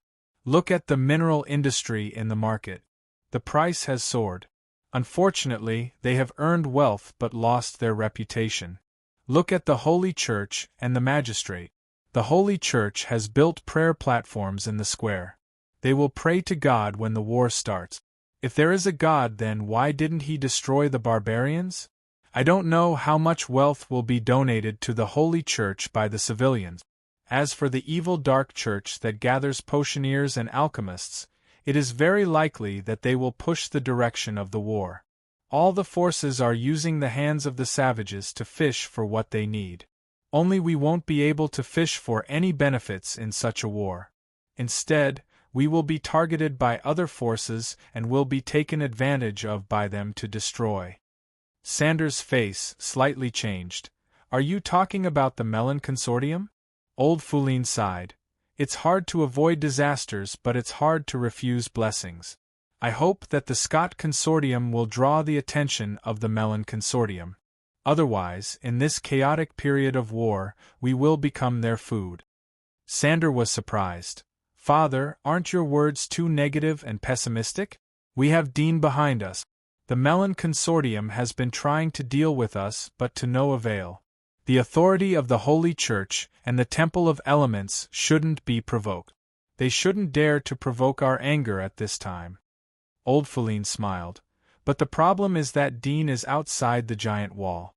At this critical moment, he didn't stay in the Temple of Elements. I don't know if he deliberately exposed such a flaw to lure the Melon Consortium to attack, or if he didn't consider this point and went outside the giant wall. If it's the latter, then I'm afraid that we will suffer a big loss this time. Sandro was startled.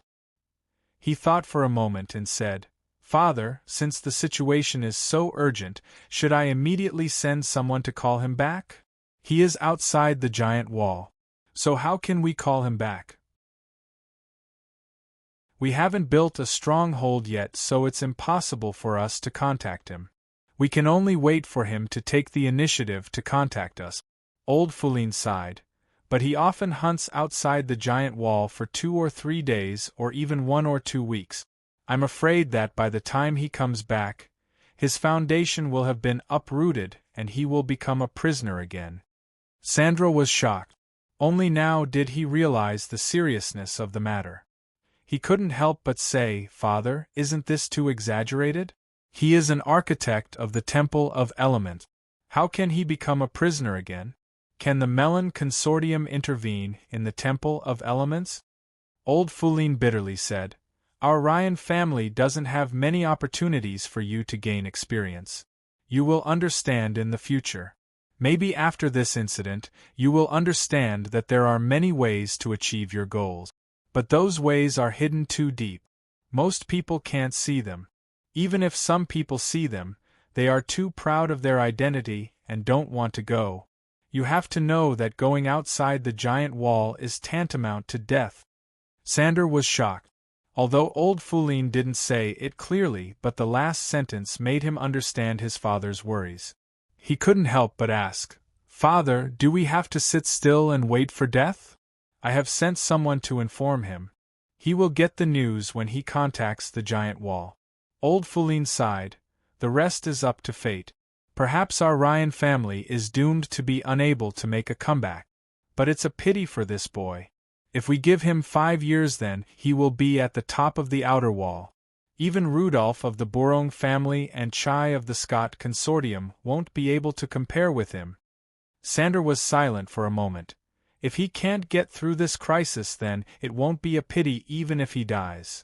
Old Foulin looked at him but didn't say anything. He leaned back in his chair and slowly closed his eyes.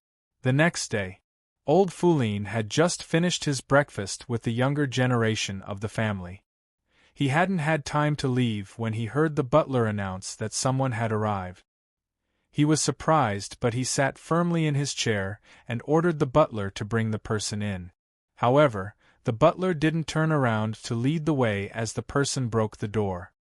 His voice spread to the ears of the people in the dining room. Don't be polite. I will go back after collecting the debt. A middle-aged man came in. He was followed by 2 young knights. He was wearing an official knight medal issued by the Knights' Hall. Moreover, it was an intermediate silver medal. Old Foulin's face slightly changed. It's rude of you to break into the castle. The middle-aged man had an arrogant expression on his face. When he heard this, he sneered as if he had been poked at.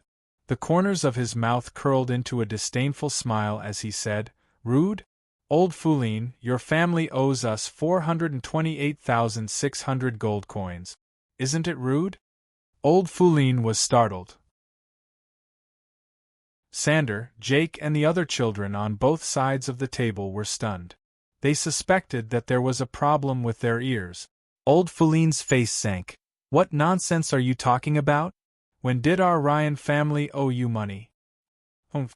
The middle-aged man sneered as he took out a sheepskin scroll. "This is the contract. It is clearly written on it. Even if you go to the magistrate, it will be the same." He threw the scroll towards Old Fourline. The scroll didn't fall at Old Fourline's feet. The middle-aged maid bent down to pick it up and handed it to Old Fourline. Old Fourline's face was gloomy as he opened the parchment. He looked at Jake. "You unfilial son! How could I give birth to such a thing? You owe me this debt." Old Fourline's face was gloomy as he opened the parchment and looked at Jake. "You are an unfilial son! How could I give birth to such a thing? You owe me this debt. Go and pay it yourself." He angrily threw the sheepskin scroll at Old Fourline. Jake was startled. He couldn't care less about the knife in his hand and hurriedly caught the sheepskin scroll. He hurriedly flipped it open and his eyes widened. He stood up from his chair and cried out involuntarily, "Impossible! When did I ever sign such a contract? Impossible!" The middle-aged man seemed to be very happy to see the scene in front of him. He smiled and said, "Mr. Jake, don't you remember what you said in the Moulin Rouge in Lido last time? How could you forget it in the blink of an eye? These words were written in black and white by you. Now you want to renege on your debt?" Jake felt as if he had been struck by lightning. He rushed in front of him and roared, "You framed me! I read the contract at that time. It wasn't like this at all. You are despicable. You are committing a crime. You gave me a fake contract to sign. I will sue you." The middle-aged man touched the saliva on his face and pressed his hand on Jake's chest, pushing him 2 steps back. He tidied up his clothes and said indifferently, "Go ahead and sue. I don't need to tell you how to get to the magistrate's court, do I?" You. Jake's eyes turned red as he stared at him. Chapter 346. Jake's body trembled in anger. He turned to Old Fourline. "Father, I was framed by them. Please believe me. I don't have the courage to sign such a contract. The people behind them must be from the Melon Consortium." Old Fourline's eyes moved away from Jake's face as he stared at the middle-aged man. "Ryan family will investigate this matter. Please give us 1 day." "All right," the middle-aged man said. "As long as you sign an agreement here, your family will pay back the money within a day, and I will agree to leave. Otherwise, the ones who should leave should be you. Although this castle is a little shabby, it is still worth some money. Take it as giving me back some of my capital." "Father!" Sandro hurriedly called out. Old Fourline raised his hand to stop Sander's words. His wrinkled face revealed a bit of coldness. There was unprecedented chill in his eyes. "Don't push your luck. If I expel this bastard from the family, you won't get anything but his corpse. If you want it, then take it." Old Fourline waved his sleeves. He didn't look at Jake, who was in front of him. Jake's face turned pale as he heard these words. He didn't know if he was scared or angry. He knelt down and hugged Old Fourline's legs. "Father, you can't do this. If you drive me out of the family, then they will definitely kill me. You can't be so cruel. You can't." "Yes, Grandpa." Below the dining table, Hughes and another young girl were at a loss as to what to do. They hurriedly knelt down and pleaded for their father. Old Fourline didn't hear them. His face was cold as he stared at the middle-aged man. Middle-aged man's face slightly changed as he looked at Old Fourline. "Patriarch, you are really courageous. Good courage." His own son and grandson were not even worth this much money. "Fine. 1 day. I will give you 1 day. If you can't get the money tomorrow, then get out of here. Otherwise, don't blame me for being impolite." He left in anger. The butler immediately followed them out of the dining room. After a moment, the butler returned and bowed to old Foulin. "Master, they have left." Old Foulin's face slightly trembled as he heard Dudien's words. He slowly leaned back on the chair. The murderous aura in his eyes dimmed, as if he had aged 10 years. The hall was silent. Everyone's eyes fell on him. Sandro couldn't bear it and said in a low voice, "Father." Old Foulin looked at him. "Immediately contact Deacon Antia and ask her to come here." Zendral immediately replied, "Yes." He looked at Jake, who was kneeling in front of old Foulin. His eyes flashed coldly, but he didn't say anything. He turned around and left. After a moment, the sound of carriage galloping echoed outside the hall. Jake's face was pale as he clutched old Foulin's trousers. He pleaded, "Father, I was really framed. Please save me. I am your son. You have given everything to him since childhood. I didn't fight for anything. I know that I made a mistake this time. But they deliberately wanted to deal with us, Old Foulin looked down at him. He lifted the crutch in his hand as he wanted to hit Jake. However, he felt a pain in his chest as his hand softened. He took 2 deep breaths as he looked at Jake coldly. "Our Ryan family has been destroyed since decades ago. We have been surviving in the crevices. You didn't think about making progress. Now at this critical moment, you have fallen into their trap. Our decades of foundation has been destroyed." Old Foulin coughed again and again as he spoke. The middle-aged maid who was next to him handed him a handkerchief and a cup of tea. Old Foulin took a sip of tea. He looked at Jake. "You should pray. If there is no other way, then I will expel you for the sake of the future of the Ryan family." Jake's face was as white as paper. He hugged old Foulin's legs and desperately begged. Hughes and another girl also crawled over. They held old Foulin's other leg and begged. Their faces were full of tears. Old Foulin was indifferent as he saw Hughes and the girl begging. His eyes slightly flashed as if they were moist. At noon, Zendral returned to the castle. All the young masters and ladies of the family were sitting in the hall. They looked at each other. The castle used to be noisy, but at this moment there was no noise. Zendral glanced at the butler. "Where are father and third brother?" "Master is in the study room on the 2nd floor. Jake is kneeling at the door," the butler whispered. Sandro snorted coldly and quickly went upstairs. He immediately saw Jake, Hughes, and his sister kneeling in front of the study. The 3 of them were begging non-stop, and their throats were already hoarse. Jake hurried to look at Zendral. He saw that there was no one behind him. His face turned ugly. "Where is Deacon Andia? Why didn't she come?" Zendral was too lazy to pay attention to him. He strode over and knocked on the door. "Father, I'm back. Come in." Old Foulin's voice echoed from the room. Zendral pushed the door open. Jake quickly got up and wanted to squeeze in. Zendral coldly kicked him in the chest. Jake turned around and locked the door. Old Foulin looked haggard as he leaned against the bed. The middle-aged maid was gently massaging his shoulders. His face slightly changed as he asked, "Father, are you all right?" Old Foulin asked, "She didn't come with you?"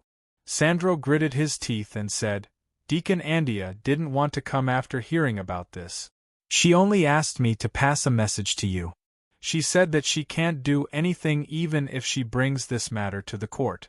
Her only chance is to borrow Oracle Dew's status and financial resources to pay off the debt in one go." Old Foulin's mouth slightly twitched. "What favor? It's bullshit.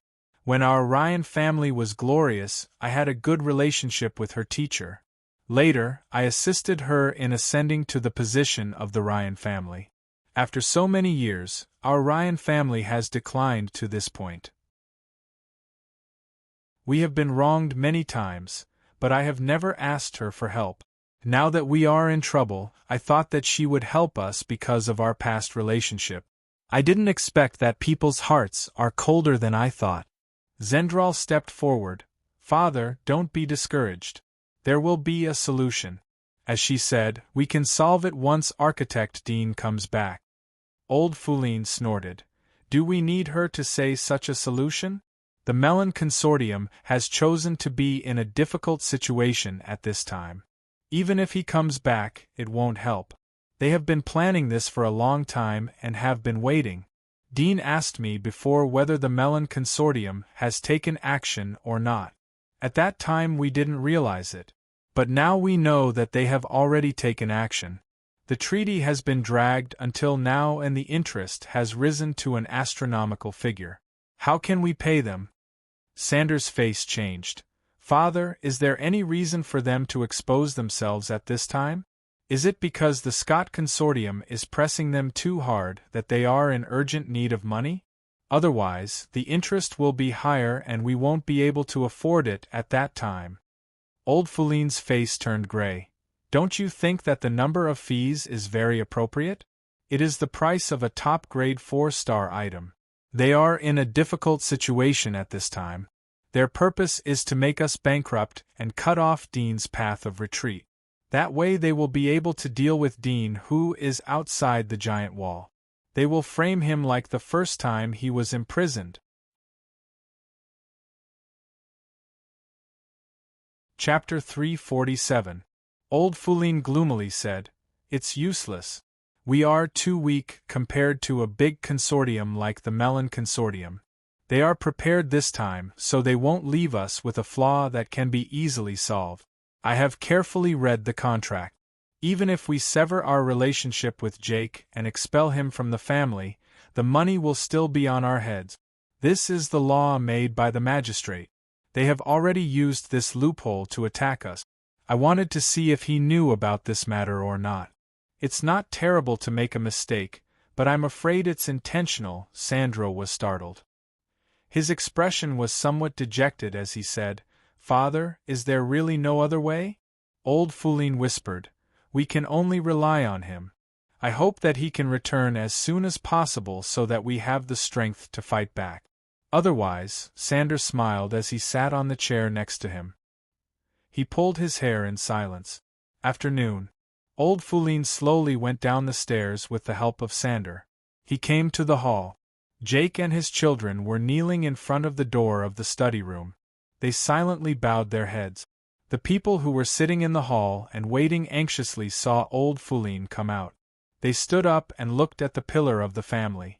Sander's wife slowly stepped forward. She wanted to say something but hesitated.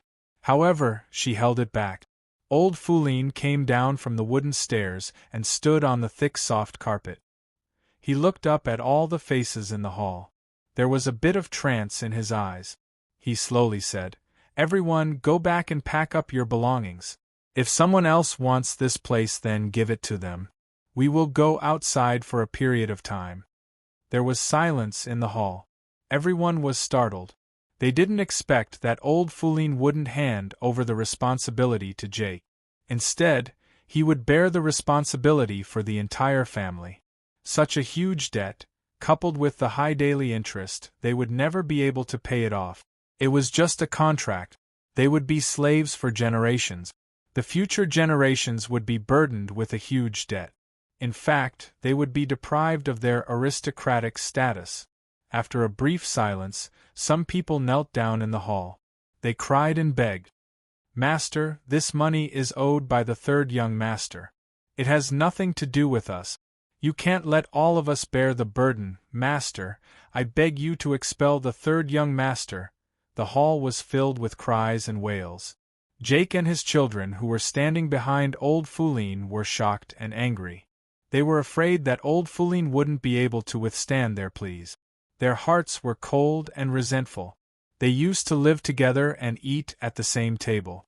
Although they secretly plotted against each other, but it was just a trivial matter. Now they wanted Old Foulin to sever his relationship with them. It was the same as forcing him to the road of death. Jake secretly gritted his teeth and clenched his fists. He hated the Melon Consortium as well as the people who were begging. He hated the genius architect. although the latter brought prosperity and hope to the Ryan family, but at the same time he also brought disaster.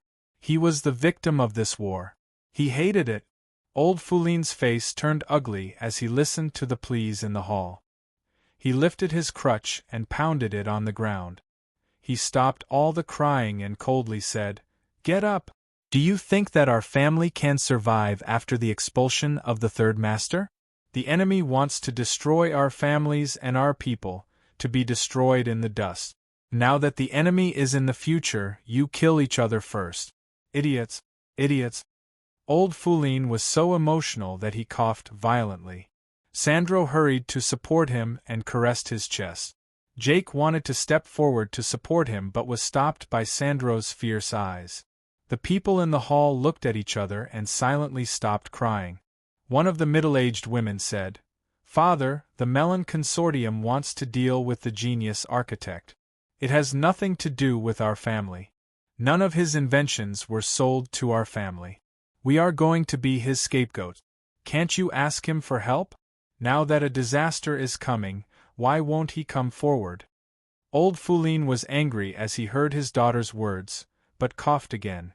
Sandro comforted her in a few words. At the same time he looked up and shouted, "Shut up! Don't you know the reason? What nonsense are you talking about? First of all, this is the fault of the third brother. What does it have to do with the architect? Secondly, the architect didn't sell his inventions to us because our consortium doesn't have the ability to produce and market such advanced inventions. We are bound to be defeated by other consortia in the market. At present, the architect has gone outside the giant wall a few days ago to build a stronghold for our consortium. He hasn't returned yet. We are going to live in his castle.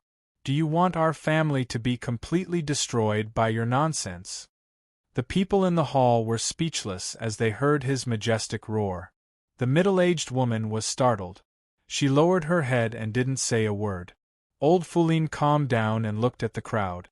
There was disappointment in his face as he whispered, "Help me into the carriage." "Yes," Sandro whispered. Sandro returned to the castle to preside over the overall situation after helping Old Foulin into the carriage. He directed everyone to pack their luggage and move. Outside the giant wall, every day, Dean carried out the work of transporting the flesh and blood of the splitter to the cave of the splitter. He monitored the growth of the little splitter. On the third day, the last little splitter was hatched. Dean knocked it down and pulled out its limbs. It lost its fighting ability and became an incubator for the parasitic soul worm. Every day, it fed on the flesh and blood of the splitter to catalyze its growth. On the fifth day, the flesh of Splitter was almost completely cut off by Dean and the other two. Dean moved all of it to Splitter's cave. He told Gwyneth to pick out 5 of the limbs and send them into the giant wall. Then he used his status in the temple to exempt half of the Holy Church's toll. Half of the 5 limbs would be counted as gold coins and would be given to the temple. The rest of the materials would belong to himself. Dean wanted to use the 5 blade-like limbs to create several sets of top hunter equipment and weapons. As for the so-called hunter armors forged by the Temple of Elements, the material was too inferior. Moreover, the armor made from the scales of higher-level monsters was expensive. Most hunters couldn't afford it. Moreover, the defensive power of the armor couldn't be compared with the shell of the splitter.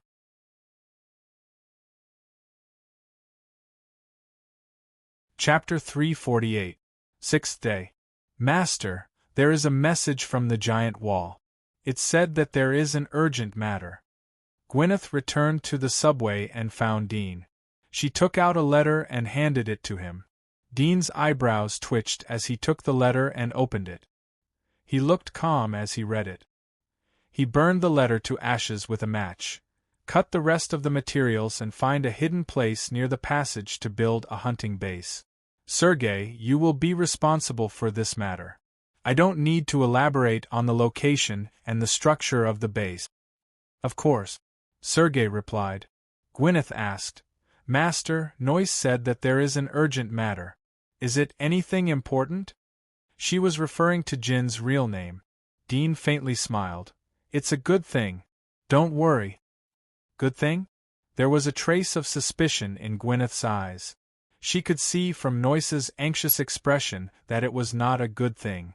Was the situation so serious that Dean deliberately hid it from them? But looking at the calm appearance of the youth, it didn't seem that he was deliberately pretending. Gwyneth was full of suspicions as various thoughts flashed through her mind. But on the surface she was silent. Master, do you need me to write back to them? No, Dean said.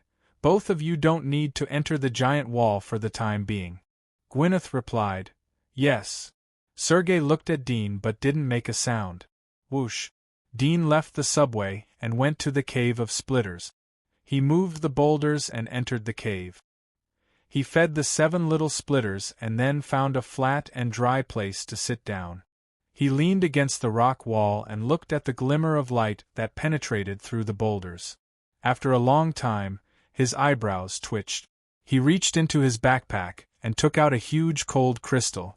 It had a blue luster and was relatively pure. He stared at it for a moment, and then bit his left hand to hold the cold crystal. Soon, this cold crystal was melted by his blood. It was like a living mucus that drilled into the wound on his finger. It turned into a thin blue line that flowed along his arm and into his body. Wherever it passed, a cold air quickly spread.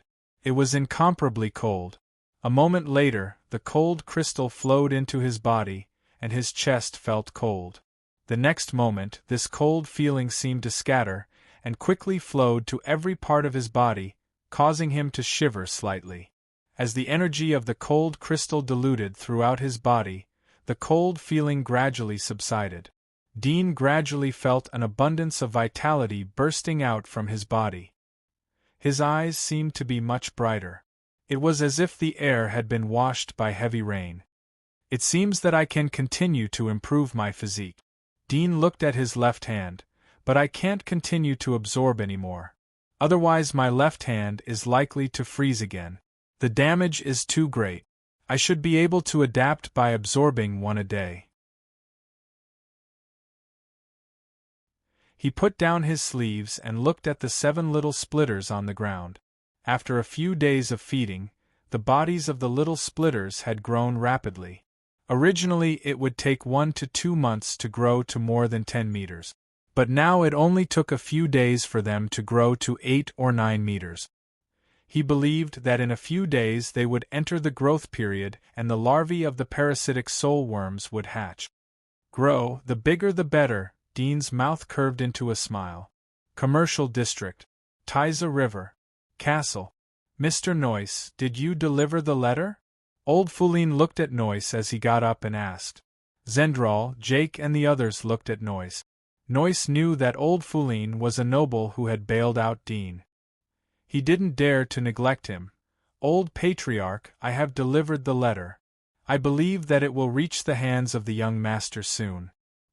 He should come back as soon as possible if he sees the letter. Old Foulin was relieved. Zendral, Jake and the others were also relieved as they sat back in their chairs. I hope he will come back as soon as possible.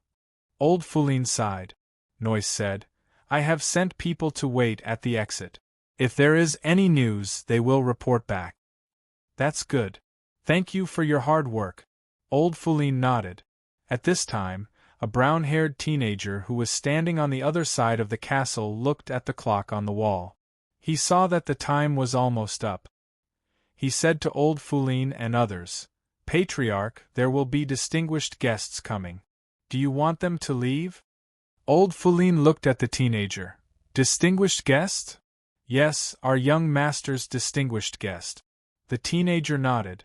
Old Foulin looked at Zendral. You go upstairs and be quiet. Yes. Zendral got up and led the way. The rest of the people silently followed. The Ryan family had suffered a great disaster. The whole family was like a frosted eggplant.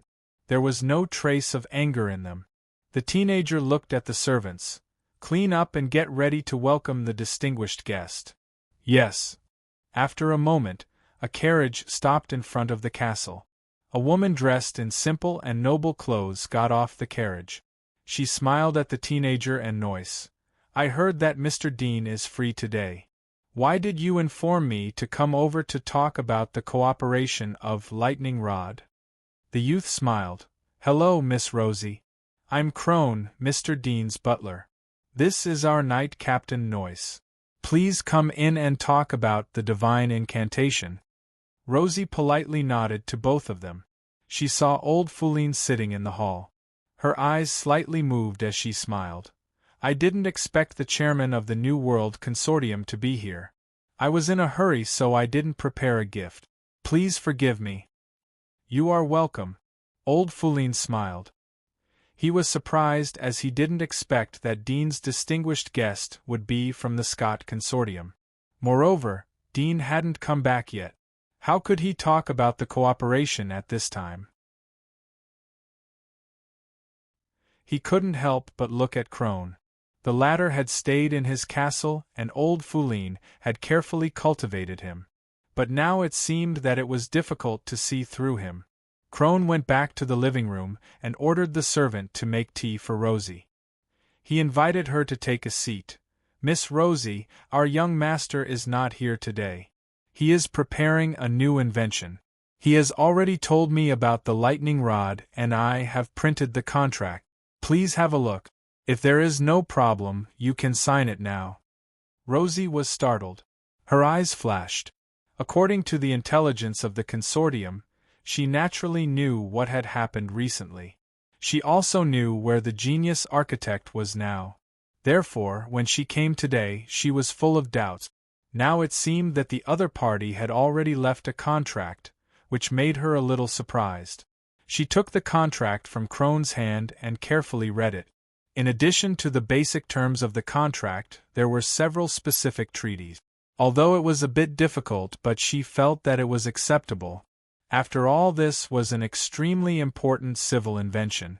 After a moment, Rosie looked at Crone and said, There is no problem with the contract.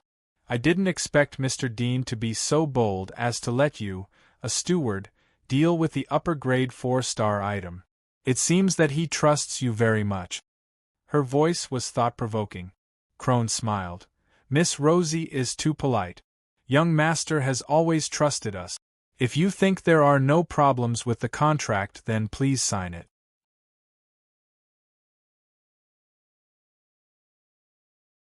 Chapter 349.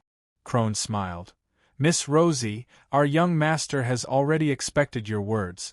He asked me to tell you that if your Scott Consortium wants to buy the next item, then you have to buy it at the price of a legendary item. You can go back and discuss it. Time is limited, so please seize the opportunity. Rosie was startled. Old Foulene, who was sitting on the chair, was also startled. Legendary item price? Rosie suspected that there was a problem with her ears or the teenager's mouth. Of course, it was more likely that there was a problem with the architect's brain. Although Dean's prices were getting more and more outrageous, but she was mentally prepared. She wouldn't be surprised if Dean told her that the price of the next item would be at the top of 5 stars. After all, he was a proud genius. However, she didn't expect him to directly raise the price to the legendary level. What was a legendary item? It was a masterpiece of an era. In history, there were very few masters who could create legendary theurgies, let alone the same master who could create 2 legendary theurgies. Such a person could be called a legend himself, and it was very rare. Rosie was startled for a moment before she realized that she had lost her composure. She wanted to criticize the young butler, but she knew that the latter was trusted by Dean. If she offended him, then he might speak ill of her behind her back in the future. She immediately restored her smile. It seems that Architect Dean is very confident in his new invention. But the price is too high. Although our consortium wants to buy it, but our financial resources can't keep up. It's not that we don't have confidence in Architect Dean, but please forgive us, all right? Crone smiled. I'll pass on Miss Rosie's words to the young master. Rosie politely smiled. Although Dean told her to go back and discuss the matter before giving a conclusion, but she knew that the consortium would never agree. The price of a legendary item and a 5-star item were like heaven and earth. Even a big consortium like the Scott Consortium would suffer a lot if they wanted to buy a legendary item. Moreover, they hadn't seen the goods yet. If they paid directly, then they would be surpassed by other consortiums. It was a pleasant cooperation this time. "I'll take my leave first." Rosie didn't say anything more and stood up to bid farewell. Crone also got up. A letter appeared in his hand. "Miss Rosie, my family's young master asked me to pass this to you." Rosie took it and was about to open it on the spot when Crone said, "Miss Rosie, I won't send you off." Hearing this, Rosie looked up at him, put away the thought of unraveling it, nodded, and walked out of the living room. Crone and Noyce saw her off. After Rosie left, the two returned to the living room. Old Foulene looked at Crone. "Isn't Dean outside the giant wall? Has the new invention been produced? Or do you want to use this Miss Chai's mouth to spread this gimmick and increase your reputation?" Crone bowed his head and said, "I don't know. Young master only told me to do this. He didn't tell me the reason." Old Foulene was startled but didn't say anything. In the carriage. Rosie sat in the spacious carriage. After driving hundreds of meters away from the castle, she took out the envelope from her sleeve. Her eyes flashed as she slowly opened it. Inside was the most expensive snow paper, with a faint fragrance. There were dense and beautiful characters on it, and there was a touch of sharpness in the outline. She read it from top to bottom, and her brows wrinkled more and more tightly. After reading it, she immediately closed the letter. She looked at the air in front of her as she fell into deep thoughts. Mel family. Office in the castle. In the dark and luxurious office, Sarah slowly put down the quill pen. She leaned on the chair in a comfortable position to relieve the pain in her neck. She looked at the short-haired maid Lisa in front of the desk. "Are you sure?" "Yes." Lisa didn't dare to look at her eyes. She lowered her head and said, "According to the informant of the Chai family, Miss Rosie went out today to talk about the lightning rod with architect Dean." Sarah gently pinched the quill pen. "I heard that he sent people from outside the giant wall. They brought back a batch of high-end monster materials. Old Foulene's letter should have been sent to him. Is there any movement in the passage?" "No." Lisa bowed her head. "Knight Captain Charlemagne, who guards the entrance of the passage, has fallen in love with the young architect. It is not easy to bribe him. But according to an informant we have placed in the team, the architect hasn't returned to the giant wall. The two criminals who were bailed out with him also haven't returned. It is estimated that the letter hasn't been delivered to him yet." Sarah narrowed her eyes. "Let people keep an eye on him. If there is any movement, immediately report." "Yes." "Selling the invention to the Scott Consortium at this time." "Humph. He wants to use the Scott Consortium to suppress us when we are short of cash flow. He is really worthy of being able to climb out of the thorn flower prison. His plan is deep enough. He has prepared everything before he left the giant wall. However, we can't destroy the Scott Consortium in a short time. It's easy for us to destroy the New World Consortium. He ran out of the giant wall during this sensitive period. It's tantamount to giving his back to us. If we don't give him a knife or two, then we will be sorry for him. Miss, the newspaper has prepared the article. We will publish it when the barbarians attack. Well, no matter what genius he is, he will become the public enemy of the people. No one can protect him. Outside the giant wall. Splitter's cave. 2 days passed in the blink of an eye. It was the 8th day since he came to the giant wall. 7 huge shadows were swaying on the ground. They rolled from time to time. They were the 7 little splitters. However, they were no longer little. After 8 days of nourishment from the flesh and blood of the great splitter, their body had skyrocketed. Due to their incomplete body, their need for food was greater. However, Dean had smeared lime powder on the incomplete parts of their body. It was difficult for them to grow back. Their size had increased rapidly. Fortunately, the cave was big enough. Otherwise it wouldn't be able to accommodate these 7 giants. Dean leaned against the rock wall. He estimated the time. 8 days had passed. Presumably it was time to go back. He turned his head to look at the 7 splitters. Yesterday they had already reached the size of a splitter, but he didn't kill them immediately. Instead, he continued to raise them. In any case, the flesh of these splitters would rot here even if he didn't eat them. Moreover, he still had time, so he was waiting for the moment he needed. Now the right moment had come. He grabbed the bow and arrow and went to the deepest part of the cave. He was more than 10 meters away from the splitter. He pulled the bow and aimed at the splitter. It was a non-toxic arrow, but it was also a deadly arrow. Puff!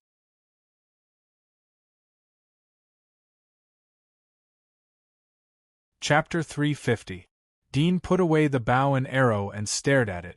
After confirming that it was really dead, he quickly approached it, pulled out the dagger, and cut the place where the arrow had penetrated.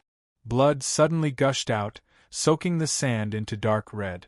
He put his palm into the wound and soaked it in Splitter's body, waiting for the parasitic soul worm to feel his body temperature and crawl over automatically. Otherwise, he didn't know how long it would take for him to dissect such a huge body and search everywhere. However, he could use such a simple and crude method to collect the parasitic soul worm, mainly relying on his Defiler magic mark. The hidden ability of the Defiler magic mark was revealed when he was still a junior hunter, and that was the extraordinary immunity to most viruses. Even if he was bitten by an undead or soaked in the blood of other monsters, he would not be infected. This was difficult for other hunters, even senior hunters were no exception. The boiling blood of the monster was sticky and slippery. Dean slightly frowned, quietly waiting, but his heart was a little nervous. Time passed minute by minute. 5 or 6 minutes later, Dean suddenly felt a slight numbness on the back of his hand, as if he had been stabbed by something.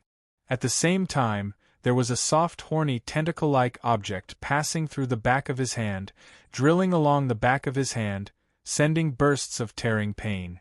Dean quickly retracted his hand, and suddenly saw a horrifying scene. There was a dark red worm lying on the back of his hand, with very small needle-like tentacles at the front. It was relatively hard, and it was cutting the surface skin of the back of his hand, drilling into it. Below the seemingly round body, there was a row of very short pointed feet, helping it to crawl into the back of his hand. Such a disgusting scene made his scalp tingle. His body's instinctive reaction was to shake off the insect, but he endured it. At the same time, his heart was relieved. Although this insect was a little small, its appearance was similar to the parasitic soul worm he had seen in the Great Splitter's body. It was just that he was too far away to see it clearly, but now he could clearly see the structure of its body. It was a bit like a fleshy centipede, but its legs were shorter and thinner than a centipede. Hiding under its body, it looked like it was naked. Splitter's parasitic soul worm. Dean took a deep breath, raised his right hand, and stared at the parasitic soul worm that kept drilling into the back of his hand. Such a strange scene made his eyelids twitch slightly, but when he thought of the great power the latter could bring, he endured the nausea. He pursed his lips, didn't say a word, and watched the whole body of the parasitic soul worm drill into the back of his hand. As it drilled into the back of his hand, the wound on the back of his hand did not bleed, and the wound seemed to heal quickly. But the back of his hand was protruding in the shape of a worm, twisting and crawling rapidly along his arm. Dean's face was ugly. He raised his arm, watching the worm in the protruding skin quickly crawling toward him, as if it wanted to enter his brain along his shoulder. Such an illusion made his heart suddenly shiver, and he hurriedly grabbed his throat with both hands, tightly squeezing it.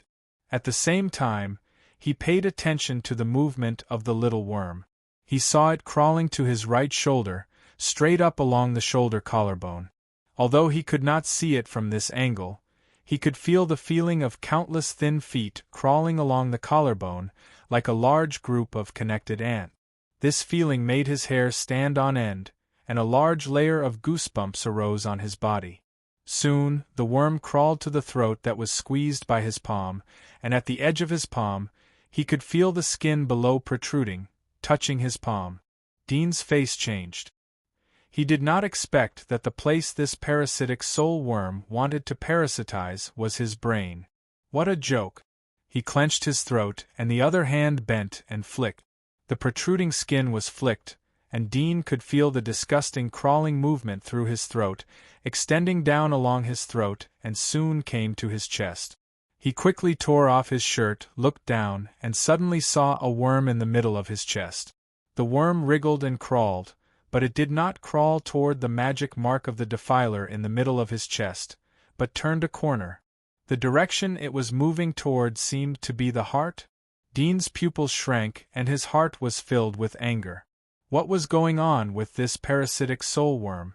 It was not the head but the heart. Both were the core of his body. Once it was damaged, he would die instantly. This was not parasitism, it was simply taking his life. He raised his hand to block the protruding skin, so that the parasitic soul worm could not move forward. At the same time, his other hand had quickly pulled out the dagger.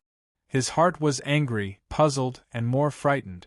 If this thing sank into his body, it would be difficult for him to catch it. He even regretted why he let this thing drill into his body.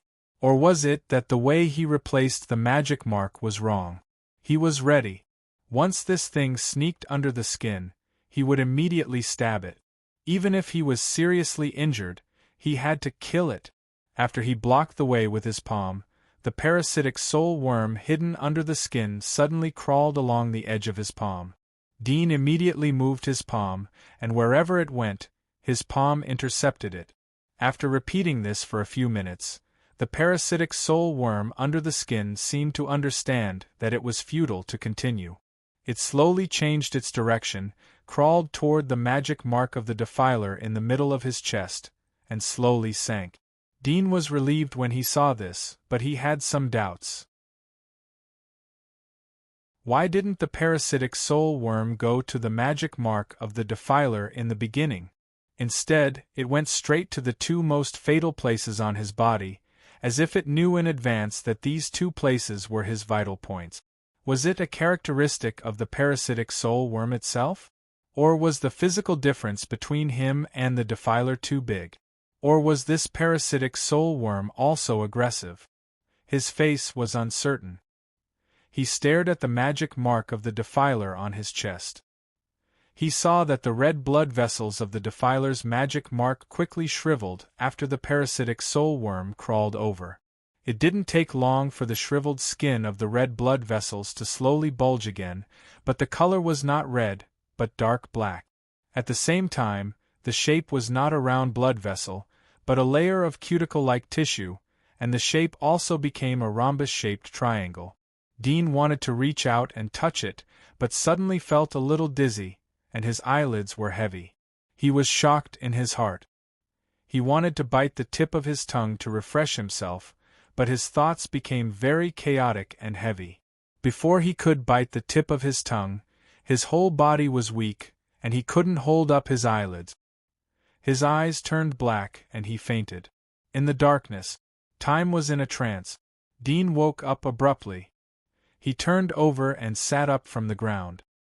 He hurriedly looked around and saw that the 6 splitters were still lying on the other side of the cave.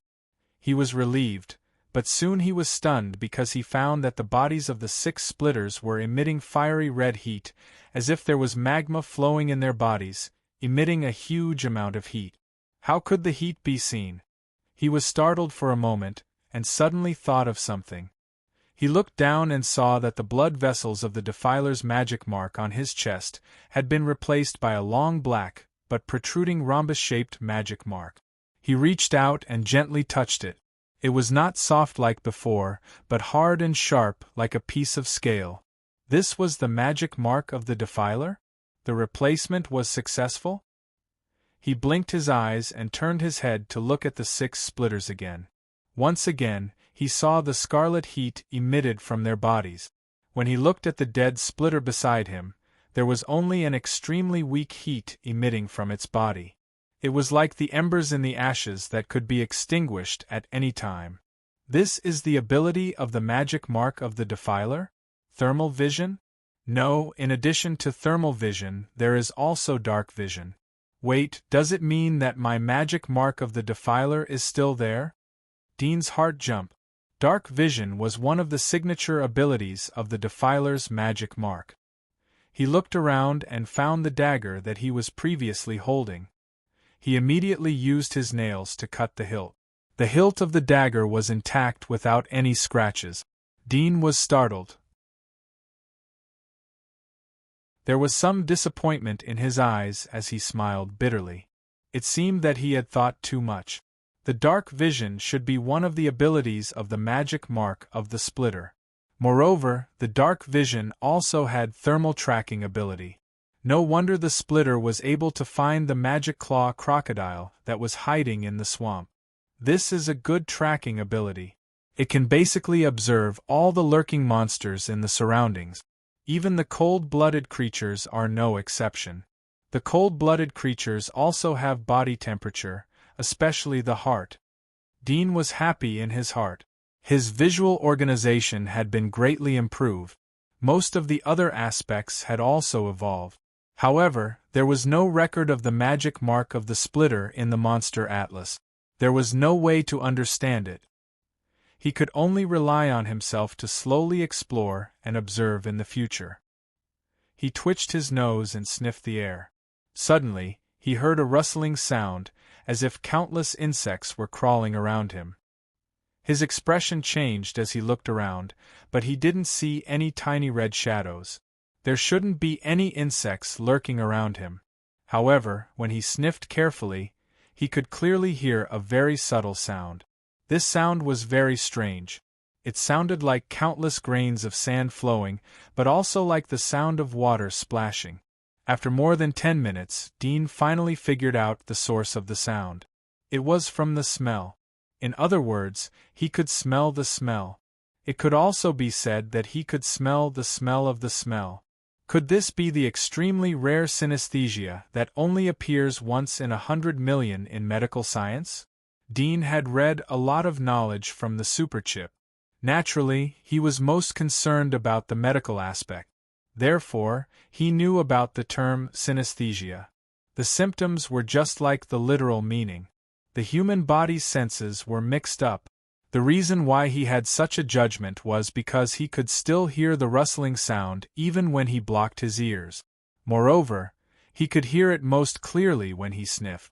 My vision has evolved from the original dark vision to night vision and thermal vision. Smell and hearing are mixed up. The range of smell has been reduced. It's not as far as the magic mark of the Defiler, but I can smell the sound emitted by the smell. If combined with my ears, the range of smell is equivalent to the range of my hearing. It seems that my perception ability will reach the extreme within my hearing range. Basically, no monster can hide from me. The eyes, nose, and ears have evolved, but the mouth doesn't seem to have changed much. There are changes in the body. My fingernails and toenails have become harder. They are not like human fingernails, but more like metal blades. I haven't found any abnormalities in other parts of the body. After a period of sorting out and sensing, Dean classified his changes. He was extremely satisfied with his current abilities. It was worthy of being a legendary magic mark. Although the range of perception was not as far as the Defiler, but within a certain range, it was like a skynet that formed an absolute perception field. His sense of smell and hearing could distinguish all the hidden sounds and smells. His vision could see the monsters hidden in the soil. It could be said that there were no blind spots. Unless some monsters had an extremely special lurking ability, they could hide from his eyes. This kind of perceptive ability was much stronger than the average magical creatures that were bestowed names with perceptive abilities. However, it was not surprising for the splitter. After all, the splitter's own evolution direction was based on extreme attack. In addition to the body structure and posture, the perception must also reach the corresponding level. Otherwise, the strength of the splitter would not be able to find the opponent. If the enemy could easily escape, then it would not be worthy to be called a legendary monster. The so-called legendary referred to reaching the top in all aspects, and reaching the extreme in one aspect. Such a monster could be called perfect, and also called legendary. The perception is so strong. According to the evolution route of the splitter, the combat ability of the magic mark should be even more terrible. Dean's eyes flashed. There was some eagerness in his heart. However, at the moment, he was pressed for time. He didn't have time to think about it. He stood up and walked to the 6 splitters at the other end of the cave. The 6 splitters were lying on the ground. Their bodies were gently twisting. When they saw Dean coming over, they squeaked. Dean was very familiar with this posture. It was the appearance of begging for food. He didn't pay attention to it. He grabbed the tail of one of the splitter and dragged it to the side. He grabbed the dagger and stabbed it in the vital part of its body. The splitter struggled fiercely, twisting its body, but it was held tightly by Dean.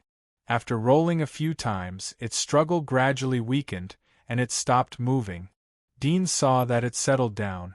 He twisted the dagger a few times to stimulate the wound. Seeing that there was still no reaction, he loosened his hand and cut open its body. The internal organs and other organs suddenly gushed out. Blood flowed like a flood, flowing everywhere. This time, Dean didn't dare to rashly reach out his hand to search for the parasitic soul worm in the boiling blood of the monster. Without the extraordinary resistance of the magic mark, even if it was a legendary magic mark, he was not sure if he could resist the germs and other small parasites on the body of these monsters.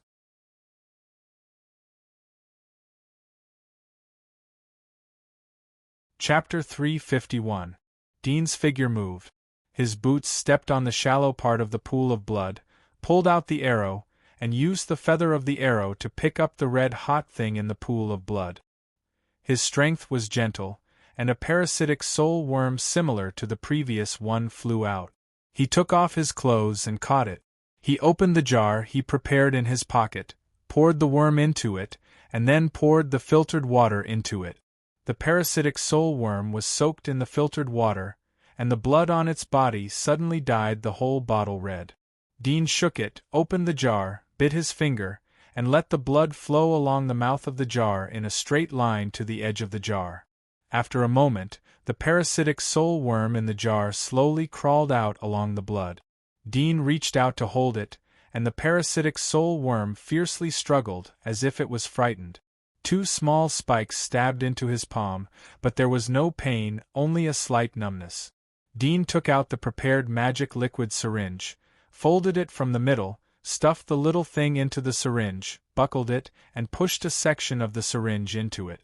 The parasitic soul worm seemed to be a little panicked in the narrow magic liquid syringe, and struggled fiercely. Dean pushed the metal handle and immediately pushed the parasitic soul worm to the bottom of the syringe. As he increased his strength, the little thing's body was suddenly squeezed and burst open, turning into a pool of mud. At the same time, the whole of the magic liquid syringe was filled with dark red mucus, almost seeping out.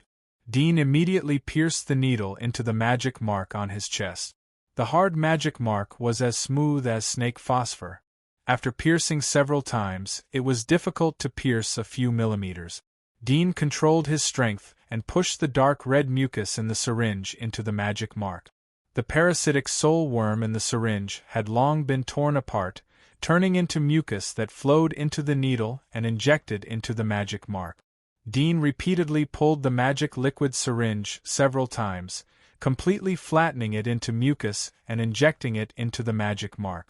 Finally, in the syringe, only the flattened and shriveled skin was left. Dean put away the syringe and wiped the sweat from his forehead. He felt the changes in the magic marks on his chest. There was a feeling of saturation. His whole body seemed to be full of strength. He turned his head to look at the remaining splitters. Without pausing, he put away the syringe and dragged another splitter over. He slaughtered it, collected the parasitic soul worm and injected it into his magic mark. The luster of the splitter's magic mark seemed to have changed after absorbing the second parasitic soul worm of the same kind. There was a touch of dark silver at the edges of the rhombus. Dean rested for 10 minutes and continued to kill the third splitter. In the blink of an eye, Dean had absorbed 4 splitters' parasitic soul worms. He dragged one of the remaining 2 splitters. This splitter and the other one seemed to realize what would happen to them. When they were dragged by Dean, they violently struggled and screamed, seeming to be frightened and demonstrating. Dean dragged the splitter to a slightly open place and waved his dagger to kill it. He cut open the soft part of its body and saw a red spot sliding down along its internal organs that were exuding heat. He squatted down, picked it up with the arrow shaft and put it into the jar. After washing it, he lured it to crawl out and threw it into the syringe. The 5th one. Dean looked at the struggling parasitic soul worm in the syringe. There was some nervousness and expectation in his heart. Although the success rate of devouring 5 of the same kind might not be 100%, he had prepared the 6th one. If the 6th one also failed, he still had the little splitter inside the giant wall. According to the dragon girl, the success rate of devouring 7 of the same kind was 70%. This was already a very high probability. Dean was ready to devour 7, but he still hoped that he would succeed when devouring 5. He hoped that his luck would not be so bad. He secretly prayed in his heart. Although the object of his prayer was aimless, this kind of prayer in the face of danger seemed to be a hidden instinct in his genes. He took a deep breath and pointed the needle at the previous magic mark. He rubbed the handle of the syringe and slowly pushed it. The vortex in the syringe quickly crushed and flattened the parasitic soul worm. Mucus and blood burst out. This liquid was mixed and injected along the needle into Dean's magic mark. Success! Success! Dean clenched his teeth and secretly shouted in his heart. The syringe was pushed to the end, but it was stuck in the body of the parasitic soul worm. He opened the air valve of the syringe, pulled back the handle, closed the air valve, and pushed it again. A little mucus remained in the needle, pushed by the air pressure, and slowly injected into the magic mark. Dean repeatedly pushed it several times until the 5 parasitic soul worms were completely squeezed out. He pulled out the syringe, and saw only a thin layer of skin at the bottom of the syringe. The bodies of the 5 parasitic soul worms only had a very thin layer of skin. Most of the body structure was the soft internal tissue. Dean was nervous and looked down at the magic mark on his chest. Time passed. After a few minutes, there was still no change in the magic mark. His face was ugly. He didn't expect his luck to be so bad. He gritted his teeth and came to the last remaining splitter. When the splitter saw Dean, it screamed in horror and moved back in fear. If other hunters saw this, they would be surprised. A dignified legendary monster was actually afraid of a human. Dean squatted down and was about to make a move. Suddenly, he felt an indescribable strange feeling from his chest to his whole body. Then, there seemed to be countless ants crawling on his back. It was very itchy. He was startled and took a few steps back. After he was far away from the splitter, he turned his head and suddenly saw a frightening scene. On both sides of his back, there were protruding blood vessels. These blood vessels were very thin and dense like a bright red silk net, forming a strange blood pattern. Moreover, the color of the blood was getting brighter and brighter. At the same time, he felt bursts of tearing pain, which was getting more and more intense. Very quickly, the blood vessels under the skin on his back became extremely clear, as if they were protruding out of his skin. The tearing pain also reached an extreme. He clenched his teeth and almost roared in pain, but very quickly, he saw a shocking scene. A large amount of dead skin appeared on the skin on his back, and at the same time, there was a blazing hot air coming out of his back. He had a terrifying feeling that his back was about to be separated from his body. This unknown change came from his body. Even with his temperament, he still felt a trace of fear, and it even made him forget about the pain.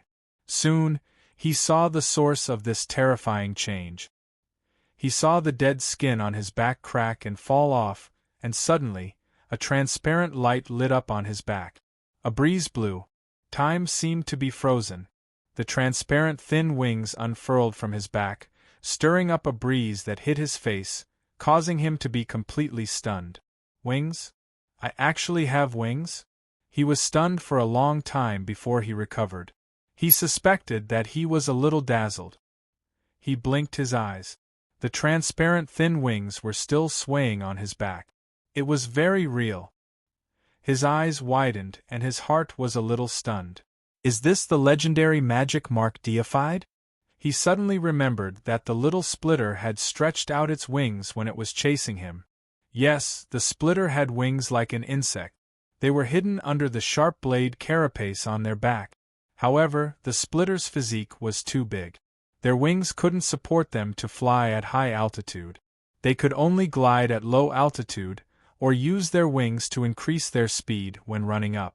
Or they could rotate in the air to turn over in close combat.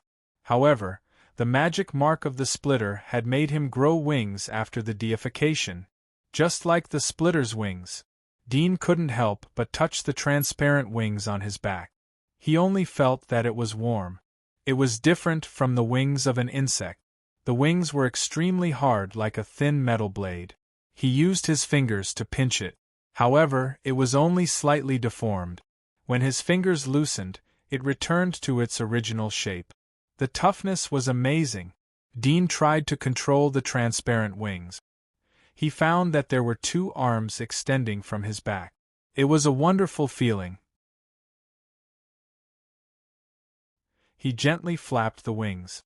It felt like the palm of his hand was brushing against the breeze. It was carefree and light. He gradually increased the frequency of flapping. Suddenly, a strong wind was generated. His body gently left the ground and floated up. Dean looked down and could see that his toes were dozens of centimeters off the ground. He was excited and excited. He could fly. He could fly by relying on his body.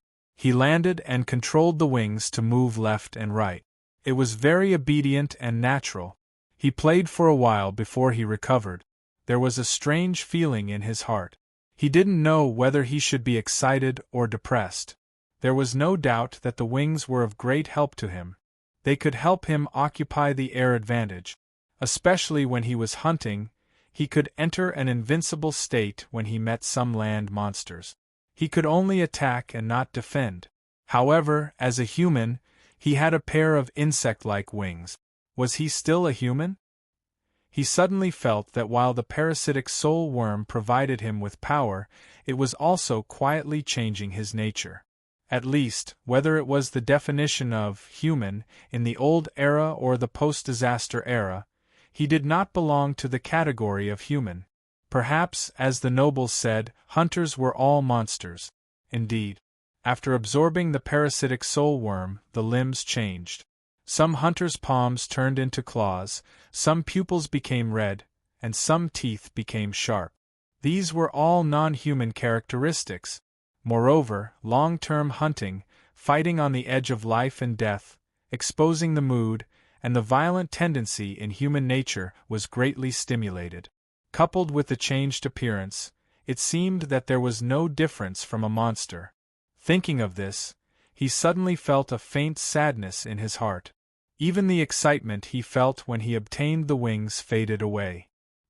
He sighed and controlled the wings to retract them. When he looked back at his appearance after the wings were retracted, he suddenly saw that there were still countless blood vessels on his back, like countless blood vessels. He was startled. He controlled the wings to lift up. Looking through the gap, he could still see the blood vessels. These blood vessels extended from his back to his waist and his nape. He lowered his head and raised his arm. He looked from his armpit to his waist. He found that his armpit and waist were also covered with blood vessels. Moreover, he saw these blood vessels on his arms, chest, and legs. He was like a person who was entangled by countless blood vessels. His pupils shrank and his heart was aghast. Although there was no mirror in the darkness, but he could imagine his appearance after being entangled by the blood vessels. He could also imagine how ugly his face would be at the moment. If he went back with this appearance, it was estimated that it would be extremely difficult to step into the Temple of Elements. The fame that he had accumulated in the past, as well as the many tagged images that he had, would also collapse. He would only be evaluated with one word: monster. Especially under the influence of other hostile consortia, this word would be imprinted in everyone's mind. Dean clenched his teeth and clenched his fists. He saw that the blood vessels on his fists were pressed down because of the clenching of his fists. The blood flow suddenly slowed down. His heart was angry. He turned to look at the softly growling Splitter. Suddenly, the anger on his face disappeared. He saw that the Splitter's body was also entangled by countless blood vessels. However, these blood vessels were several times thicker than his. He could even see the blood flowing in some of the thicker blood vessels. Dean was startled for a moment. He thought of a possibility. He turned to look at the Splitter that he had just killed. The latter's body was also entangled by blood vessels, but the color was lighter. Seeing this scene, he immediately heaved a sigh of relief and smiled bitterly. He liked to scheme, but in the end, he was scared by himself. His body didn't change much, but his eyes changed. His eyes seemed to have evolved again after the magic marks were divinized. In addition to the previous dark vision and thermal vision, his thermal vision seemed to have gone a step further. He could even see the blood vessels in the body. This should belong to the light X-ray ability. I didn't expect that the effect of the divinization would not only stimulate the wings but also cause changes in the eyeballs. Dean looked down again. He could still see the dense blood vessels. These blood vessels were extremely smooth. He could also see his heart in his chest. It was incomparably bright red and was beating. Every time it beat, the blood that flowed back to the heart would be stimulated to all parts of the body. Dean was relieved. Previously, when he stimulated the wings, he thought that there would be changes in his body. He was scared. Sure enough, his mind wasn't calm enough. He gently sniffed to check other aspects of the ability.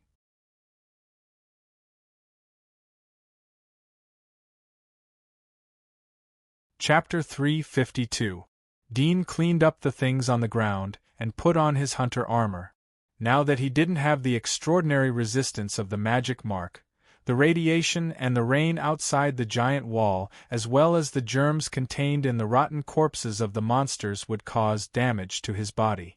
As for whether the magic mark of the Splitter could improve his resistance or not, he would have to go back to the giant wall to test it out. Squeak! The Splitter, who was lying in the corner of the cave, saw Dean's movement. It screamed in horror and shrank its body. Dean looked at it and whispered, "Don't be afraid. You survived." Now that the magic mark of the Splitter had been deified, there was no need to kill the Splitter for the time being. He would either sell the parasitic soul worm in its body or leave it to someone he could absolutely trust. At present, he didn't have any plans for either of these things, so he could only put it aside for the time being. Dean moved away the boulder at the exit of the cave and went out. He felt a breath of fresh air blowing on his face. He turned back to block the cave. The corpses of the monsters in the cave would be enough for the Splitter to eat for a month. It was estimated that some monsters would migrate here since there was no activity of the Splitter in the vicinity. But it would be difficult for these monsters to attack the Splitter in the cave. The first reason was that they wouldn't dare to attack the Splitter. The second reason was that the Splitter had reached the growth stage. It was a level 40 hunter. Although he had cut off its limbs and it had no claws, but its body was still strong. Coupled with its sharp teeth, it could easily tear most of the monsters. Dean glanced around the cave and saw some small red heat emitting from the grass hundreds of meters away. From the shape, it should be a common low-end monster in the wilderness. It should be a level 1 and 2 earthworm and jungle monster frog. Dean took back his eyes and turned away. Whoosh! Dean was a little surprised. His speed was faster than his imagination. The wind whistled in his ears, as if he was flying. His footsteps came to a halt, but his body steadily stopped, not swaying in the slightest. Dean couldn't help but look at his hands and feet. Did it mean that his physique was improved when the magic mark was deified? Had he evolved into a senior hunter? However, he remembered that the Dragon Clan girl had said that the divine magic mark would not improve his physique. Such speed is clearly possessed by a senior hunter. Moreover, only a top senior hunter can achieve this. Dean tried to run again. His steps were very easy, but his body was running forward at a very fast speed. With each step, he could jump 4 or 5 meters high. He could not help but jump with the help of a run-up. Suddenly, he felt like he was flying. He jumped 7 or 8 meters high. This was a leap of 2 floors. Dudien's knees were slightly bent as he landed on the ground. He didn't dare to feel any pain in his feet. He was surprised as he hadn't seen such jumping power and speed from Sergei and Gwyneth. Although their physical activities were greatly affected by the steel nails, but at the moment of crisis both of them were close to their peak speed. But it was still far from his current speed. Dean was surprised and happy, although he wasn't clear about the situation, but the sudden increase in strength was an unexpected happy event. It was not in vain that the Splitter was called a legendary monster. If the Dragon Clan girl didn't deceive me, then I'm still an intermediate hunter. At least at the magic mark and cellular level. The reason why I have such strength is probably because of some changes in some tissues in my body. The muscle groups on my legs and arms, and even all over my body seem to have increased. Moreover, it's not a simple increase in muscle group.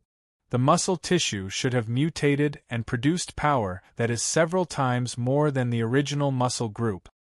Dean secretly speculated in his heart. If he wanted to confirm this speculation, then he only needed to go back to the giant wall and absorb new parasitic soul worms to become a senior hunter. If he could succeed, then it would mean that he was still an intermediate hunter. If he failed, then it would mean that the Dragon Clan girl had deceived him. Dean continued to run after sorting out his thoughts. Whoosh! The scenery in front of him was quickly pulled closer and then easily crossed over. The whistling wind hit his chest. Carefree and free, he smiled. After running for thousands of meters, Dean saw a dark red heat hidden in the ruins of a building overgrown with weeds. From the shape of the heat, it seemed to be a crocodile-like crawling creature. In such a humid environment, Dean suddenly thought of a monster, the jungle monitor lizard. He did not slow down. He ran straight ahead and stopped dozens of meters in front of the building. He saw the giant lizard inside slowly swing its tail, as if it was disturbed by his arrival. Then, it slowly crawled to the gate of the ruined building. The gate was covered with moss and vines, as well as weeds that were more than 10 feet long standing on the ground. It was completely covered. If there was no thermal vision, it would be hard to imagine that there was a giant lizard monster lurking in the grass, waiting for an opportunity to attack. I'll use you to practice my skills. Dean didn't mean to shake it off directly, nor did he want to pull out the arrow. After all, it was just a level 14 monster. If he was proficient in close combat, he could kill it alone with his previous speed and strength, not to mention his current keen speed. Even if his close combat ability was weak, he was still very confident.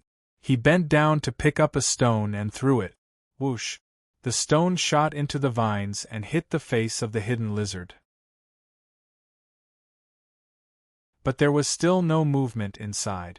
Dean was surprised. He didn't expect this thing to be so tolerant. He bent down to pick up a boulder of 200 or 300 pounds, walked more than 10 meters, and threw it. Bang! As the boulder fell, the giant lizard inside immediately retreated to avoid it. At the same time, it rushed out like a tiger out of its cage, breaking through the weeds and vines, and rushed toward Dean. When it rushed out, Dean was surprised. This was not a jungle monitor, but a swordtail rock crocodile with a similar figure. It was a level 26 hunter. Run. Dean's first thought was to retreat. It must be known that when Glenn hunted the level 26 black weaver, she was in danger, not to mention he was only an intermediate hunter, and a melee rookie. Whoosh. He turned and ran, his figure like the wind. Bang. Bang. The sword-tail rock crocodile chased after him. The ground shook as it ran, but the sound of the vibration was getting farther and farther away. Dean looked back. He didn't expect that in the blink of an eye, he had thrown it hundreds of meters away. He was shocked and stopped. Seeing the sword-tail rock crocodile chasing him again, he slowed down and trotted. Although it was a trot, he still ran steadily in front of the latter, easily controlling the distance between them. After running for thousands of meters, Dean gradually had a feeling of eagerness in his heart. It seemed that this level 26 monster was not as terrible as he had imagined. In other words, with his current physique, fighting it was not impossible. Thinking of this, he immediately slowed down, holding the dagger, turned around and rushed up. Roar. When the sword-tail rock crocodile saw the prey it was chasing, it angrily opened its mouth to bite. Dean was already prepared. His body suddenly turned, and he slid to avoid it. In the blink of an eye, the dagger fiercely stabbed at the side of the crocodile's jaw where the blood vessels were densely packed. With a puff, the dagger pierced through the scales of the side of the crocodile's jaw. The blood vessels that were densely packed together were suddenly cut by the dagger. Dean pulled back and pulled out the dagger at the same time, only to find that the tip of the dagger was bent. Dean was secretly shocked. He hurriedly dodged the sword-tail rock crocodile's tail sweep. He didn't know where the courage came from, but he grabbed the scales on its back and turned over to mount it. Roar. The sword-tail rock crocodile roared angrily. It twisted its head, wanting to bite back, but it could only twist its head to about 90 degrees, unable to bite Dean. On the other hand, Dean's fingernails were tightly gripping the crocodile's back. Like steel nails, they were nailed into its hard gray carapace. The hardness of this carapace was comparable to rock, which was one of the reasons why it was called a rock crocodile. But at this moment, it was nailed inside by Dean's clasped scales. Dean was violently jolted on the crocodile's body. He raised his fist in anger and fiercely smashed it on the crocodile's head. Bang!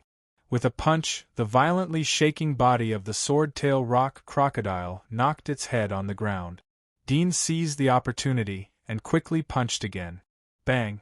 With another punch, the sword-tail rock crocodile's jaw hit the ground again. Seeing this, Dean swung his fist repeatedly. The sword-tail rock crocodile was hit by Dean's fist. It twisted its body in pain and finally threw Dean away. After Dean landed on the ground, he pounced again, still full of vigor. At this time, the sword-tail rock crocodile seemed to be exhausted and moved a lot slower.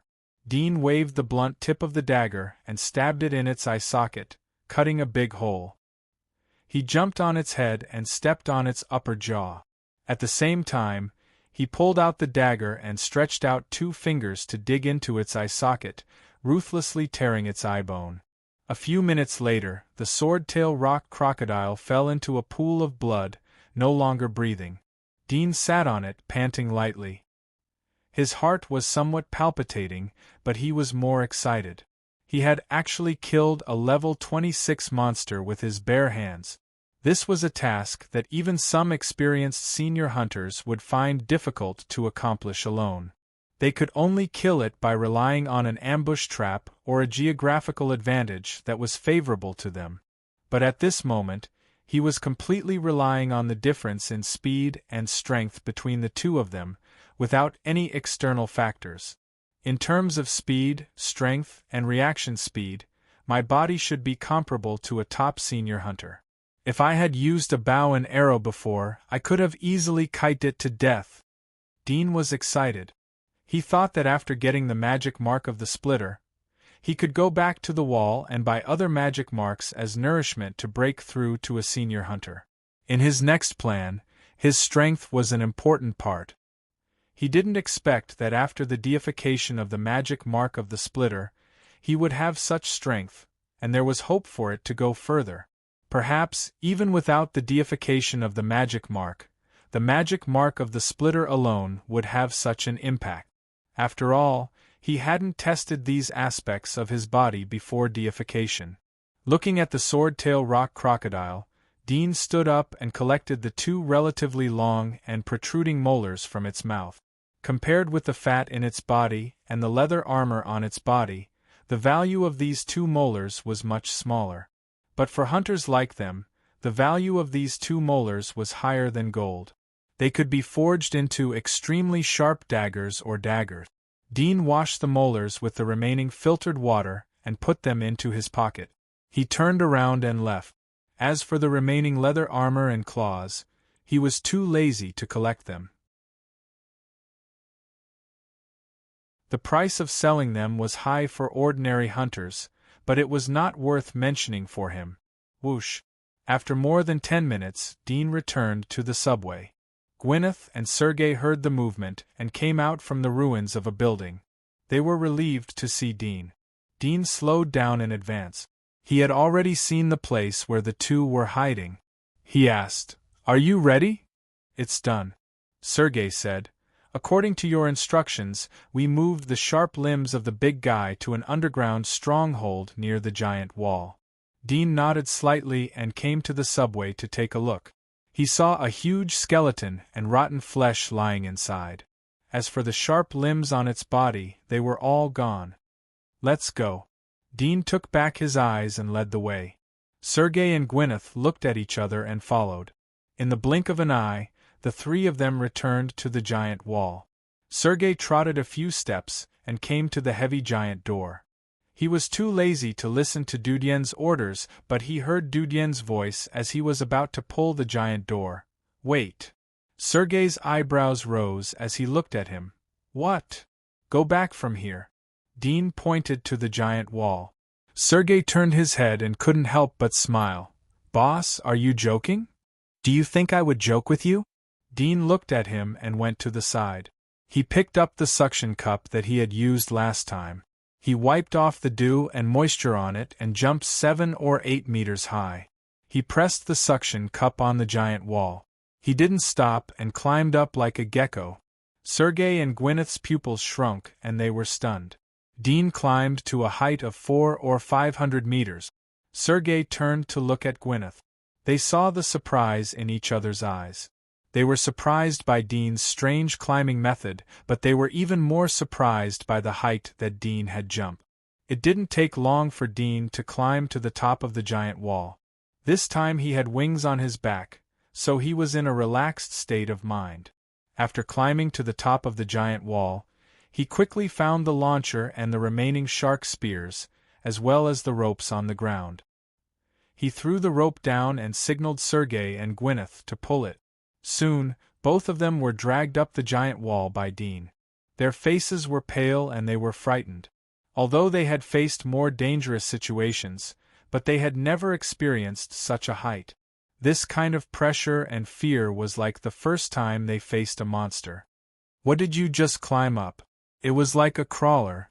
Sergei's forehead was sweating as he said with a wry smile. Dean faintly smiled. Crawlers were probably one of the few monsters that could cross the giant wall. He put away the rope and went to the other side of the giant wall. He found a place far away from the entrance and threw the rope down. Sergei and Gwyneth were the first to go down.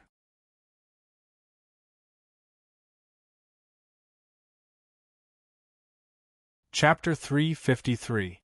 Whoosh, whoosh, whoosh. Dean, Sergei and Gwyneth climbed down from the wall. They were like monkeys in the jungle. They quickly drilled into the plains in front of them after they landed on the ground. "My young master, why didn't we come out from the passage?" Sergei was squatting in the grass. He broke a grass root and put it in his mouth. Dean looked up and indifferently said, "Haven't you learned to use your brain after being in prison for so long?" We're not in prison right now. Is there any difference between a place under surveillance and a prison? Gwyneth whispered. Master, are you saying that someone is monitoring us from the passage? Is it your enemy? Not all of them are enemies. There are people who care about you. Dean turned to look at her. I forbade you to come back because I want to cut off contact with the giant wall. In the case that we have lost contact with the giant wall, it is no different from being dead to the people inside the giant wall. If you were my enemy, when would you attack me, and when would I be defenseless? Sergei suddenly realized, now! Your brain isn't broken yet. Dean glanced at him and looked around. He saw that there were no people from the Holy Church lurking around. He immediately bent down and ran forward. Sergei bit off a piece of grass and quickly followed him. Dean took Sergei and Gwyneth to the defense of the Holy Church's fortress in about half an hour. They saw a fortress standing on the plain. Several teams of Knights of Light were patrolling nearby. In addition, there was a faint red glow in the grass on the left and right side of the fortress.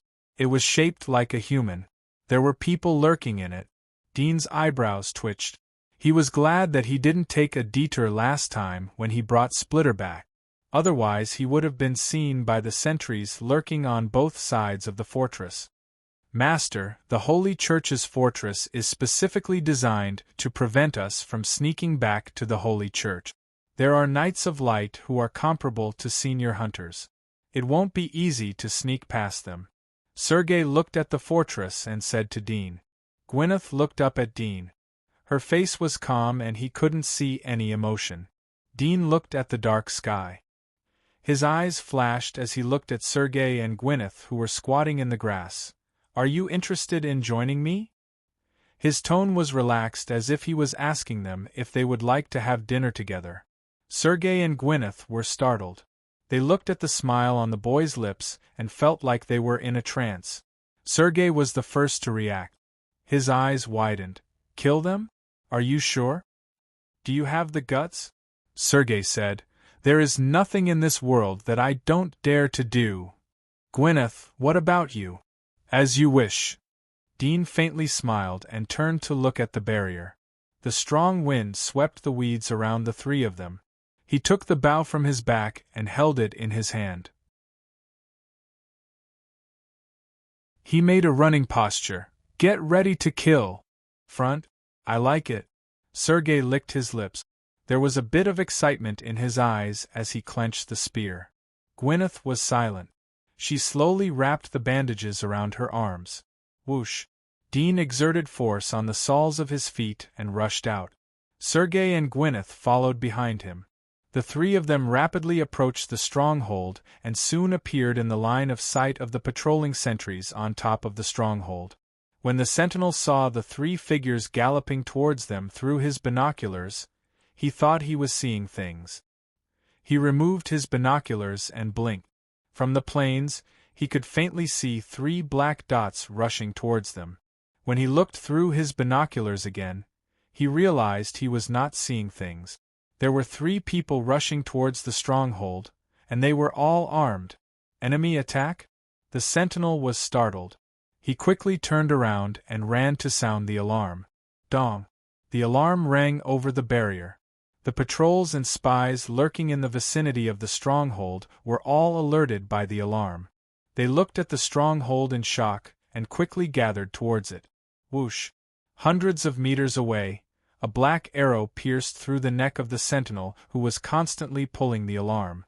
The strong force of the arrow lifted the sentinel's body off the ground and nailed him on the wooden pillar next to the alarm booth. Dean was already hundreds of meters away from the stronghold. A few seconds after he shot the sentinel, he had already crossed the countless arrows and rushed straight to the bottom of the stronghold. He didn't stop. It seemed that there was still a way in front of him. He raised his feet and fiercely stepped on the wall as he was about to hit the wall. He borrowed the force to run up the wall. The Knights of Light were shocked by this scene. Dean was already 13 or 14 meters away from the wall by the time they reacted. Shoot the arrows! The captain of the knights on the barrier shouted in haste. Dean felt that his strength was not enough.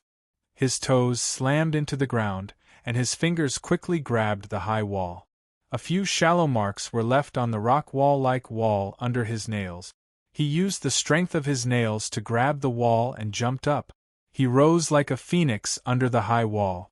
The Knights of Light on the barrier were stunned, but they quickly reacted and hurriedly shot arrows. Dean waved the bow in his hand to block the arrows. He fell on the edge of the barrier and quickly rushed into the crowd. He put on the bow and grabbed a knight's spear. His arm shook and he threw the knight who was holding the spear to the back of the barrier. The knight didn't catch the spear and screamed as he fell down. Dean grabbed the spear and waved it. The tip of the spear swept across and cut the throats of several Knights of Light that were surrounding him. Go! Go! Stop him! This person is, Some of the Knights of Light seemed to recognize the amazing enemy. However, they didn't have time to say Dean's name. Dean's spear pierced through their chests and sent them flying into the crowd. Nevertheless, some of the knights who were standing on the outer edge recognized Dean's identity and exclaimed in shock. Dudian was like a wolf in a flock of sheep. He quickly harvested the lives around him. Occasionally warm blood splashed on his face, but he didn't feel it. From time to time he recalled the scene of Splitter rushing into the stronghold. He also recalled the scene of him killing the evil alchemist in the dark. In the blink of an eye, the passage of the barrier was full of corpses. Sergei and Gwyneth used their weapons to climb down from the high wall under the cover of Dean's absorption of firepower. You are Dean. There was a middle-aged knight who was guarding the barrier. He was in a hurry as he saw Dean's body bathed in blood. He wasn't able to finish his words as he was interrupted by Dean's spear. The knight's face turned cold as he waved his sword to fight with Dean. His face changed as soon as the fight started. The strength of Dean's spear shook the knight so much that he almost couldn't hold his weapon.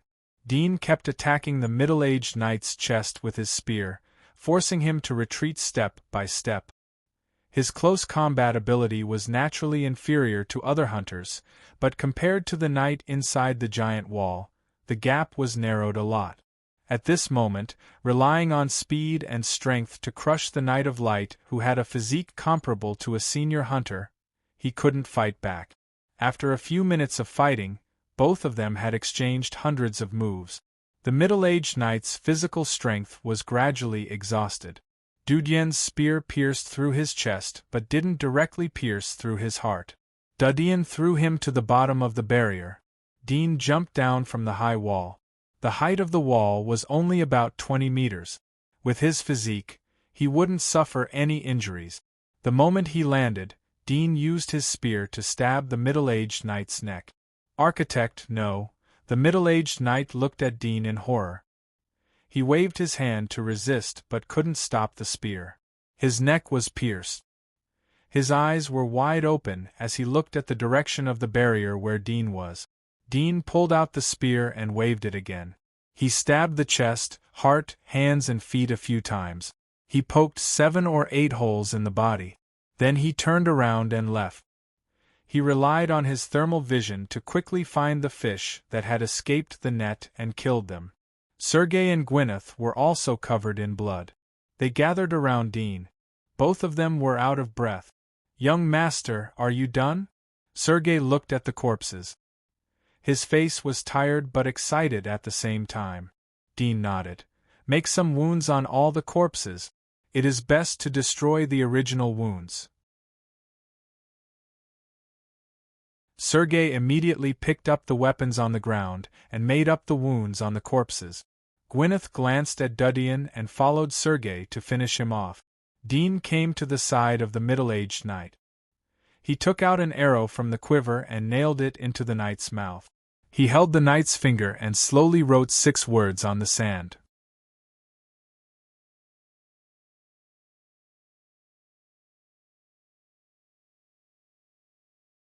Chapter 354. Whoosh, whoosh. Sergei and Gwyneth jumped down from the wall and came to Dean's side. They were surprised to see the words written on the ground. Sergei quickly moved forward and lifted his foot to erase the words. Dean reached out his hand to stop him. Huh! Sergei looked at him in astonishment. I wrote it. Dean looked at both of them. Is it done? Let's go. Sergei hurried to pull him. Are you crazy? It's the light church up there. We've killed so many people. How can we survive after we silence them? If the news gets out and people find out that you did it, no matter who you are, you'll die. Do you understand? Who said that I did it? Dean asked. Sergei pointed to the words on the ground. Didn't you write it yourself? Even if you want to clear your suspicion and deliberately put yourself in the most dangerous position, the Holy Church may not believe it. Moreover, they will see your name when they don't have a clue. What do you think they will think? Someone will help us prove it, Dean said and turned to leave. Sergei was startled as he looked at Gwyneth. Gwyneth's eyes lit up as she shook her head and followed Dean. Sergei touched the back of his head in a daze. Dean's castle. Many reporters and interviewers from various news agencies lined up along the spacious and clear riverside. They lined up along the riverside path straight to the gate of the castle. Whispers rose and fell, and it was extremely lively. You can't go in. I said you can't go in. Our young master is studying the invention. Who dares to break into his private mansion? Do you want to go to the magistrate? Noyce, Sandro and the 4 knights from the Ryan castle were blocking the entrance of the castle. They were blocking the reporters who wanted to break into the castle. The scene was very noisy. Old Foulin was sitting on a chair in the hall of the castle. From time to time he would look through the window at the distance outside the gate. There was a bit of anxiety in his eyes. He had been doing this for 2 or 3 days. Every day he was hoping that someone would send a message from the giant wall. However, his expectation was always disappointed. His ears were filled with annoyance and stuffy noises. Patriarch, you should go upstairs and rest. Crone came to Old Foulin's side. I'll inform you when the young master comes back. Old Foulin shook his head and sighed. I'll wait for him here. You go and help to deal with the flies outside. Crone glanced at him, sighed, and turned to leave. A moment later, the exhausted Sandro returned to the hall while wiping his sweat. He sat down on a chair and massaged his sore arms. Jake, who was sitting in the hall, glanced at him cautiously and mumbled, When is this young master coming back? Is he really like what the newspapers say? If that's the case, aren't we going to be his scapegoats? When Sandro heard this, he turned around and glared at him. He berated, Shut up, you bastard! Jake trembled in fear and hastily shut his mouth. If it was before, he naturally wouldn't be afraid of his elder brother, but now because of his mistakes, the Ryan family had declined to such an extent that he couldn't raise his head. Sander looked at Jake with disgust. He felt that it was a shame to have the same father as Jake. He stood up and walked in front of Old Foulin. Father, we can't get in touch with him. If we continue to sit and wait for death, then Melon Consortium will attack us. I'm afraid that he won't be able to help us even if he comes back. Old Foulin looked at his son. In just a few days there were white hairs on his temples. He sighed. The greatest contribution we can do for him is to do nothing. Once we step out of the castle, Melon Consortium will grab hold of our weakness. They will twist us into a sword and attack him. We can only wait. As long as the barbarians don't attack, then we will have hope.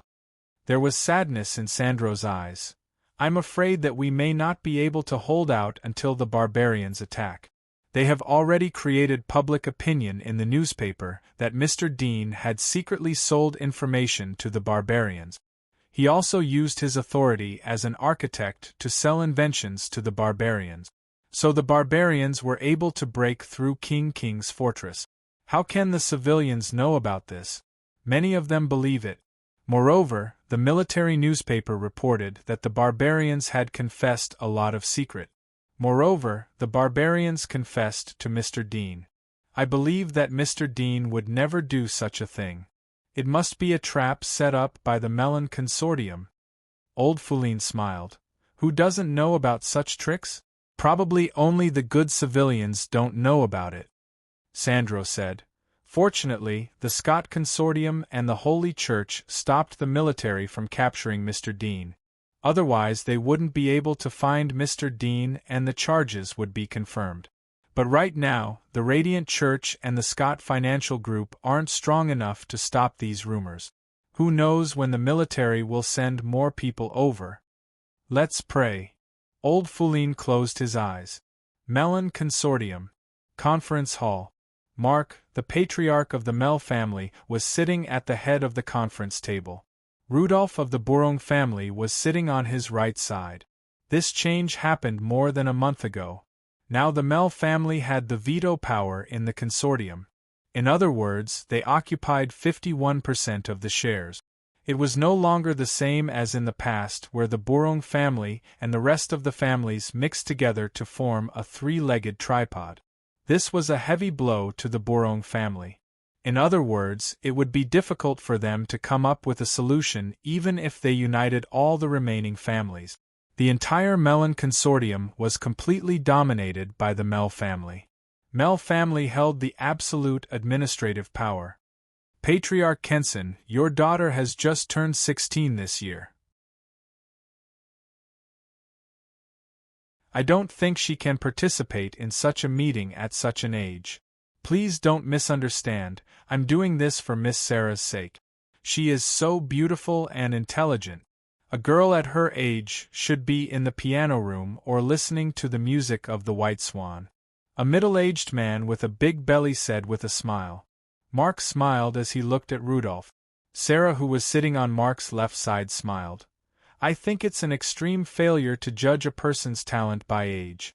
Not to mention that I'm not young anymore. By the way, my piano skills have passed the 6th grade. I learned it from teacher Jack of White Swan. How is your daughter's practice? The middle-aged man wasn't angry at all. He laughed and said, How can my daughter be compared to you? I'm just sad that you were brought to this kind of environment by your father at such a young age. This is a world that will shatter a beautiful childhood. You have to be careful. If the broken thing is fake, then I don't need it. Sarah Mell smiled indifferently. Her tone was very calm, there was no trace of restraint. Everyone's eyes flashed as they quietly observed the girl, who rarely entered their line of sight. Well, let's get down to business. Mark clapped his hands. According to the information we have gathered, the barbarians will launch an attack in 1 or 2 days. It's time for us to act. A man who was sitting next to Rudolph asked, Our consortium can inquire about the military decisions of the barbarians? Mark smiled. There is nothing we can't inquire about as long as we are willing to spend money. Our consortium has lost a lot of people and money in order to get this information. But everything is worth it.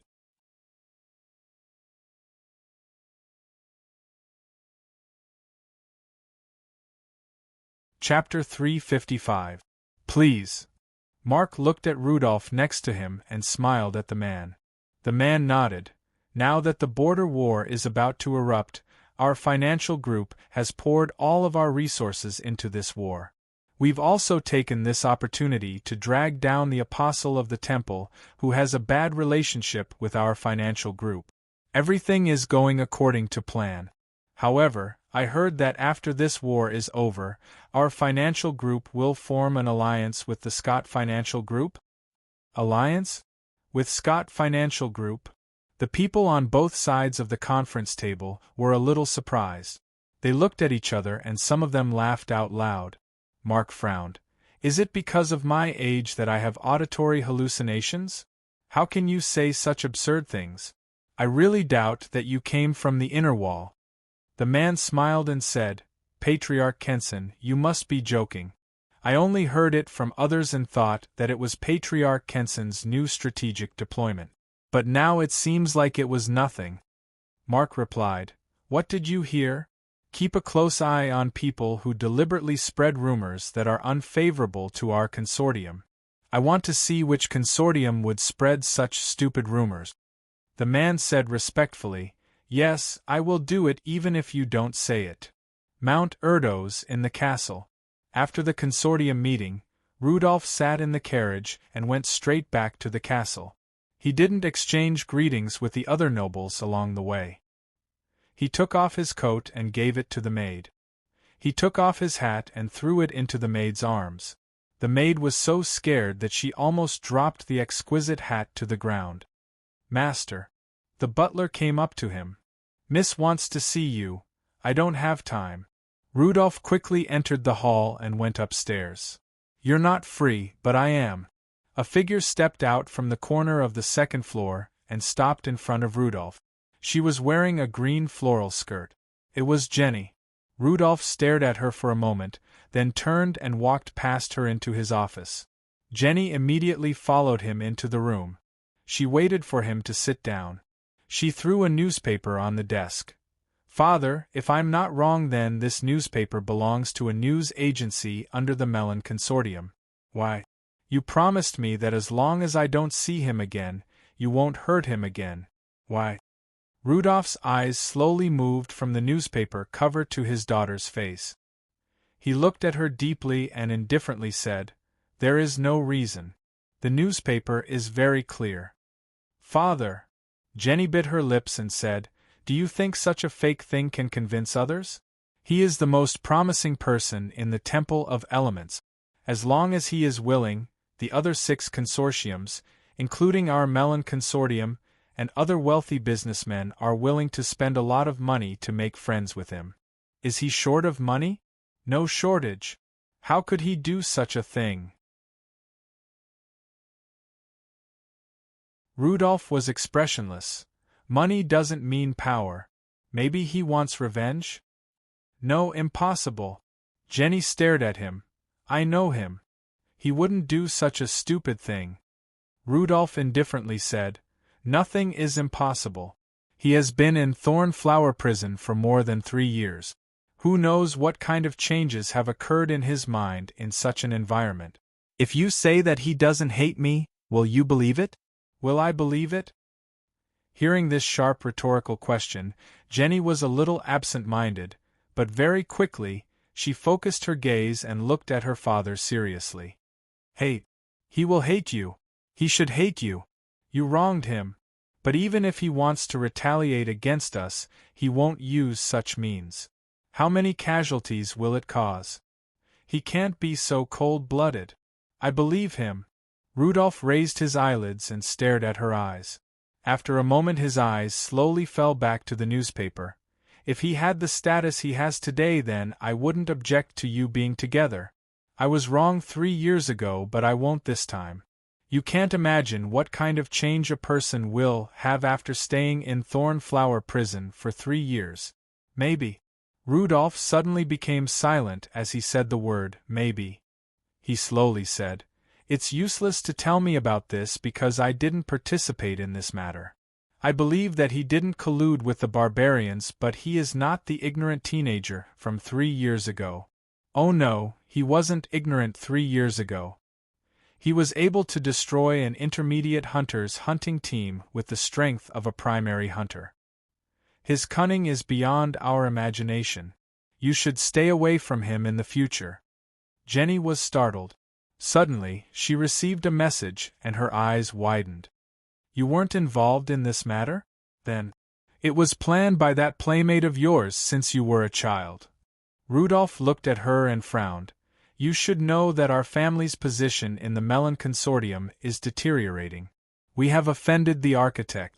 Mell family has attacked us in many places. Our shares in the consortium have fallen to less than 30%. The Mell family is the dominant family in the entire Mellon Consortium. Today the butcher Kenson let his daughter attend the meeting room. Although I knew that this little girl was like her grandfather, but I didn't expect her to be more insidious than I had imagined. She has full control over the kid. Even a famous tycoon would lose his fortune and be imprisoned in prison." "Humph." Rudolph looked up at her and frowned. "You should know that our family's position in the Mellon Consortium is getting worse and worse. Moreover, we have offended the architect who is in the limelight. The Mell family has attacked too many places. Now our shares in the consortium have fallen to less than 30%. Jenny couldn't believe it. Are you talking about Saya? How could this be? How could Saya enter the meeting hall? Isn't she playing around all day? She doesn't go to parties, concerts, or piano lessons. How can she do all these things? Rudolph sighed. It seems that the little girl's mind is higher than I thought. She has learned to disguise herself since childhood. Jenny stared at him. Her mind was buzzing. She was confused. Some pictures flashed through her mind. Suddenly, she woke up and bitterly said, "It turned out to be like this. I felt that she was different from other girls since she was a child. She knew everything. She once said that playing the piano and writing poems were the pursuit of mediocre people. Her ideal was to fill the entire giant wall with wealth and then stand on top of the golden tower to look at the scenery outside the giant wall." Rudolph was slightly startled. How old was she when she said that? Jenny replied, "It seems to be when she was 8 years old. That year we talked about each other's dreams. When I heard her words I thought that she was deliberately exaggerating her joke. Now it seems that what she really loves is not poetry but what she has now." Rudolph was silent for a moment. He sighed. Her pursuit is very similar to her grandfather. If that old guy George was only 20 years old and energetic, then it is estimated that in 30 years the entire giant wall will be filled with the wealth of the Mel family. But he looked at Jenny with a trace of gentleness in his eyes. "Your life is more meaningful compared to them. I am better than them in raising a daughter." Jenny saw the gratification in her father's eyes. She bit her lower lip and whispered, "Father, is what you said true?" "Yes." On the wilderness plain outside the fortress, Dean took Gwyneth and Sergei to move forward quickly. They crossed mountains and ridges. Along the way they killed the mutated monsters that blocked their way. There were even rotting undeads among them. It seemed that they were explorers who came out of the giant wall to search for materials in the radiation zone.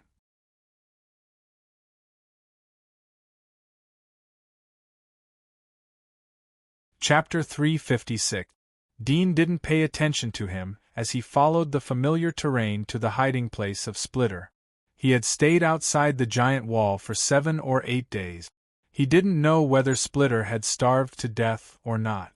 10 minutes later, Dean came to the plain where Splitter was hiding.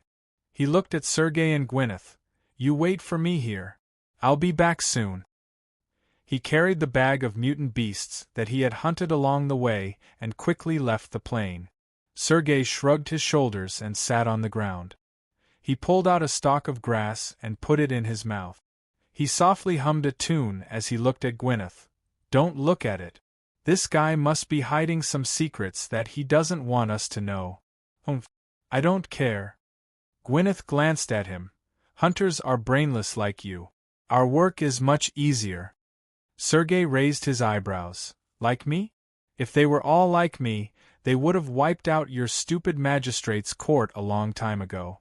There are so many bad guys in the world, but you don't catch them. Instead, you catch us, who have no background or backing. I don't believe that those consortiums and nobles don't have any shady dealings. You guys know this too, but didn't you turn a blind eye to it? You waited until the truth was exposed before putting on a show." Gwyneth sneered. "Ignorant. That's why I'm fearless." "Huh." Sergei pulled out the stalk of grass from his mouth and stabbed forward. Gwyneth rolled her eyes. "Childish." Dean went into the woods and looked back.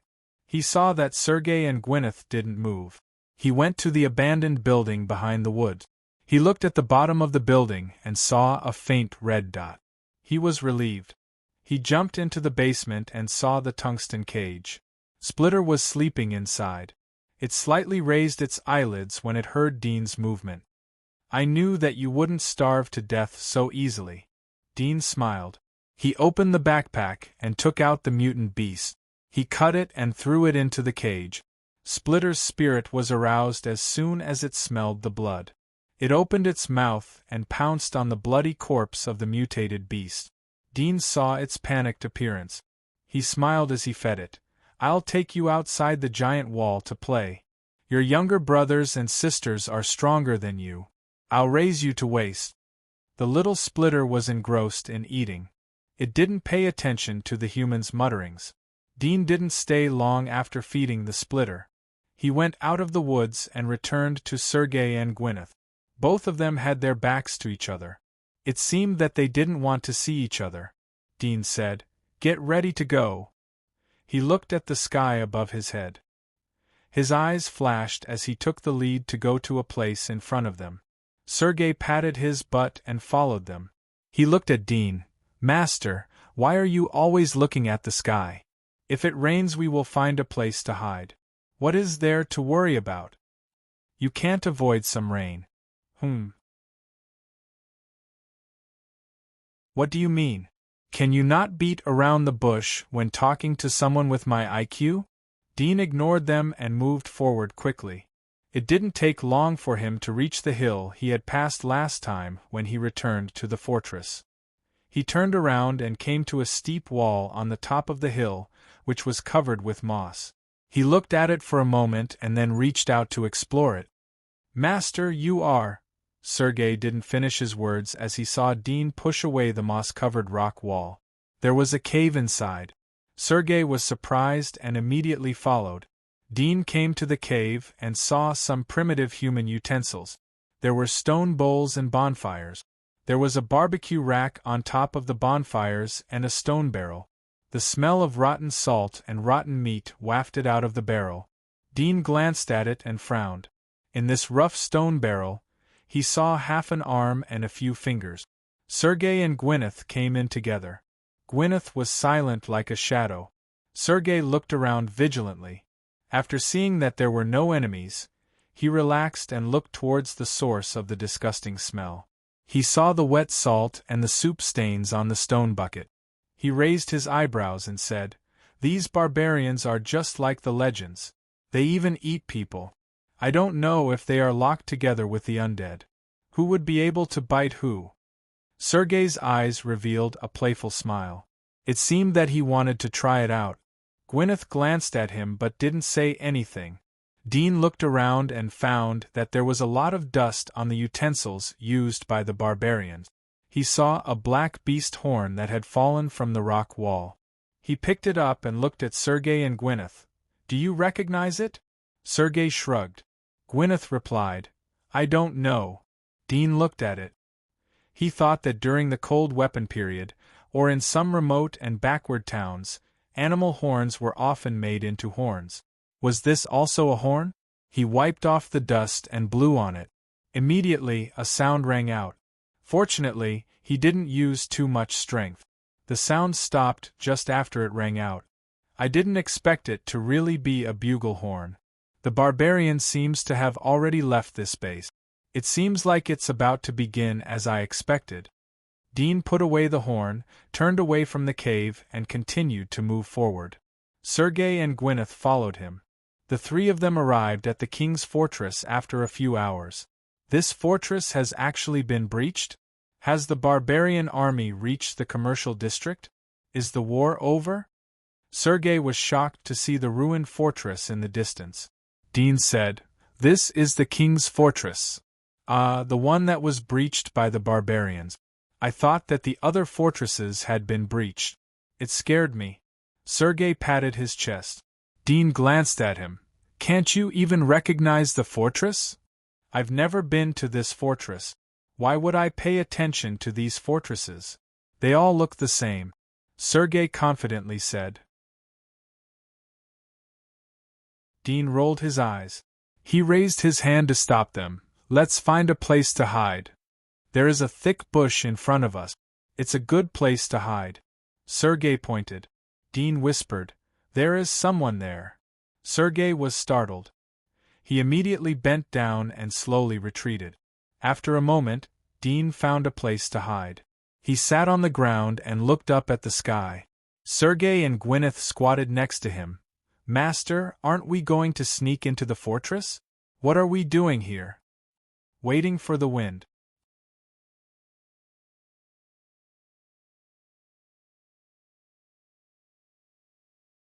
Chapter 357. Commercial District, the middle gate of the protective wall. Auburn was leaning on the edge of the city wall, looking at the distant sky, where the sky and the earth were connected in a line. A dark cloud of radiation was rolling in, swallowing the light between the sky and the earth. The wind from the black clouds was mixed with the smell of blood. He squinted slightly, and his dark golden eyes flashed with light. "General!" A blond, handsome adjutant walked over from behind. He placed his palm on his chest and saluted. "Everything is ready. We can start the battle at any time." Auburn nodded but didn't look back. Adjutant Junlang slowly raised his head and looked at the legendary figure in awe. The latter was the commander-in-chief of this battle. He had just turned 40 years old and had already obtained 5 general stars. He was the youngest 5-star general in the military headquarters and also the person he respected the most. He considered his words and said in awe, "General, will these barbarians really attack in the next 2 days? They have occupied the Red Maple Mountain Range for 7 or 8 days and have not made any move. In my opinion, they can enter the stronghold. There are abundant water sources and resources here. Are they satisfied?" Auburn slowly replied, "I also hope that they know how to be satisfied. But if these beasts are satisfied, then they won't sacrifice so many people to capture the fortress. They won't break into our territory. Their appetite won't be satisfied with this place. Even the entire outer wall may not be able to fill their stomach." Adjutant Junlang was startled. He lowered his head and said, "If they want to attack, will they attack from the slums or the protective wall of the residential area? We don't have too many troops there. I'm afraid that we will lose our defense if they attack from there." "Don't worry. We have the boundary wall. Even if they break through the residential district and the slums, it will be useless. Instead, they will fall into a more disadvantageous environment." Auburn calmly said, "Go and check the barracks again. Tell them to be alert and get ready for the war. The war will begin when the thunder sounds." "Thunder?" Adjutant Junlang was startled. He was puzzled. Suddenly he thought of something. His face slightly changed as he retreated. Outside the fortress, near the giant wall, a group of knights in silver-white armor appeared in front of a stronghold. Among them, a handsome youth of 16 or 17 suddenly twitched his nose twice. His expression greatly changed as he quickly ran forward. Seeing this, the captain frowned slightly and called for the others to follow. Very soon, everyone arrived in front of the stronghold. Their expressions changed and turned a little ugly. "Bastard! It's really as the intelligence said. They were completely wiped out. Damn bastard!" A few of the team members started cursing. Captain Kalen glanced around, his face covered with a layer of frost, and said, "Quickly go and see if there are any survivors." Yes. The few of them immediately dispersed and went to various parts of the stronghold to rummage through the corpses on the ground that were suspected to be alive. A few minutes later, the handsome youth shouted from a high wall of the stronghold, "Captain, come quickly! There is a survivor here." Kalen, who was rummaging through the corpses, quickly put down the corpses in his hand. He turned around and ran to the side of the handsome youth. He saw that the handsome youth was holding a primary Knight of Light in his arms. The latter's neck had a deep blood stain. He didn't know how he was still alive. Kalen was surprised and happy at the same time. He quickly took out a bottle of water from his waist and handed it to the youth. "Wake up! Who killed you?" "We are the people from the investigation team." The young knight, whose throat had been cut, weakly opened his eyes and uttered a few indistinct grunts. Kalen quickly put his ear closer to the youth. "Yes." The voice stopped abruptly. Kalen waited for a few seconds but didn't see any follow-up. He couldn't help but look up and saw that the youth's neck was crooked. He was dead. "Ah, bastard!" Kalen was going crazy. He punched the ground. The handsome youth's face turned ugly. He slowly put down the corpse and said, Captain, this person only has a wound on his throat. The rest of the corpses are full of wounds. When I found him, there was a person on top of him. I think it is because of this that he was not confirmed to be dead. The murderer is so meticulous. After killing them, he still calmly confirmed to be dead. It should not be the work of one person. Kalen slowly stood up. The other team members also quickly ran over and reported, "Captain, there are no survivors. They are all dead." Kalen's eyes were gloomy. "If there are no survivors, let the dead speak. You guys go and look at the wounds on the corpses, then look for any clues about the murderer. Cole, remember the smell of the scene. When we find the suspect, you will confirm it." "Yes." The handsome youth solemnly nodded. The other team members also went to do their own things. "Captain." Suddenly a woman's voice echoed from the distance. "There is a clue." Kalen was startled for a moment before his eyes lit up. He quickly rushed over and directly jumped down from the 20-meter-high rampart. His palms quickly slapped the wall to dissipate the force of the fall. After landing, he flipped over and rolled a few times on the ground before getting up and rushing over to a corpse in front of him. Squatting beside the corpse was a young woman with an oval face and a look of surprise and doubt. Kalen's heart shivered as he saw the clothes of the corpse. He recognized that it was a 3-merit knight and also a guardian of the stronghold. "Here there are words." The young woman pointed as she saw Kalen. Kalen looked over. "The murderer is Dean?" The young woman was at a loss as she heard Kalen's murmur. "Captain, is he talking about Dean from the Temple of Elements? Or someone else with the same name and surname?" Kalen frowned and looked around the corpse for a moment. Suddenly, he exclaimed in surprise, his eyes revealing a thoughtful look, "These words shouldn't have been written by him, but added after his death." The young woman was stunned. She took a closer look and suddenly realized, "Yes, no wonder I always felt that something was wrong. These words are written so deeply, and it's different from the way he was lying down." As she said that, she lay down on the grass a few meters away from the corpse and tried to write with her finger a few centimeters above the corpse's head. Although she could write with her finger, the posture made her feel awkward and difficult. Why would a seriously injured person use such a difficult posture to write his last message? She quickly climbed up and squatted in front of the body regardless of the dust on her body. "Captain, it seems that someone wants to borrow our hands to deliberately frame the person named Dean. Moreover, this person should be the architect of the Temple of Elements. The forces that want to deal with him must be extremely strong. Only such forces can quietly kill everyone here. Moreover, they have the time to slowly wipe out the evidence and destroy the wound." Kalen frowned. "Don't rush to a conclusion. It is possible that the thief shouted to chase the thief. At present, we can be sure that the person who killed him wrote the words on the back of his fingers. There is sand in his nails. The person who killed him wrote the words in a deep way so that we can see them. The wind and sand couldn't cover them for a while. This proves that he didn't write it himself." The young woman said, "Captain, judging from the condition of these corpses, they died less than 3 hours ago. Why don't we first find the fatal wounds on these corpses and then restore the battle scene before they died to see how many murderers there were?" "All right." Kalen nodded. "Go." The young woman immediately set off and went back to the barrier. An hour later, "Captain, from the information we got from the scene, there should be 3 murderers without a doubt. There are traces of 3 people climbing rocks outside the barrier. There are traces of squatting in the grass in the distance. I'm afraid that 3 people can kill the entire barrier. I'm afraid that all of them are at the level of 3-merit knights. The magistrate won't do such a thing in the entire outer wall. The military is preparing for war, so they shouldn't be distracted to kill the people of our stronghold.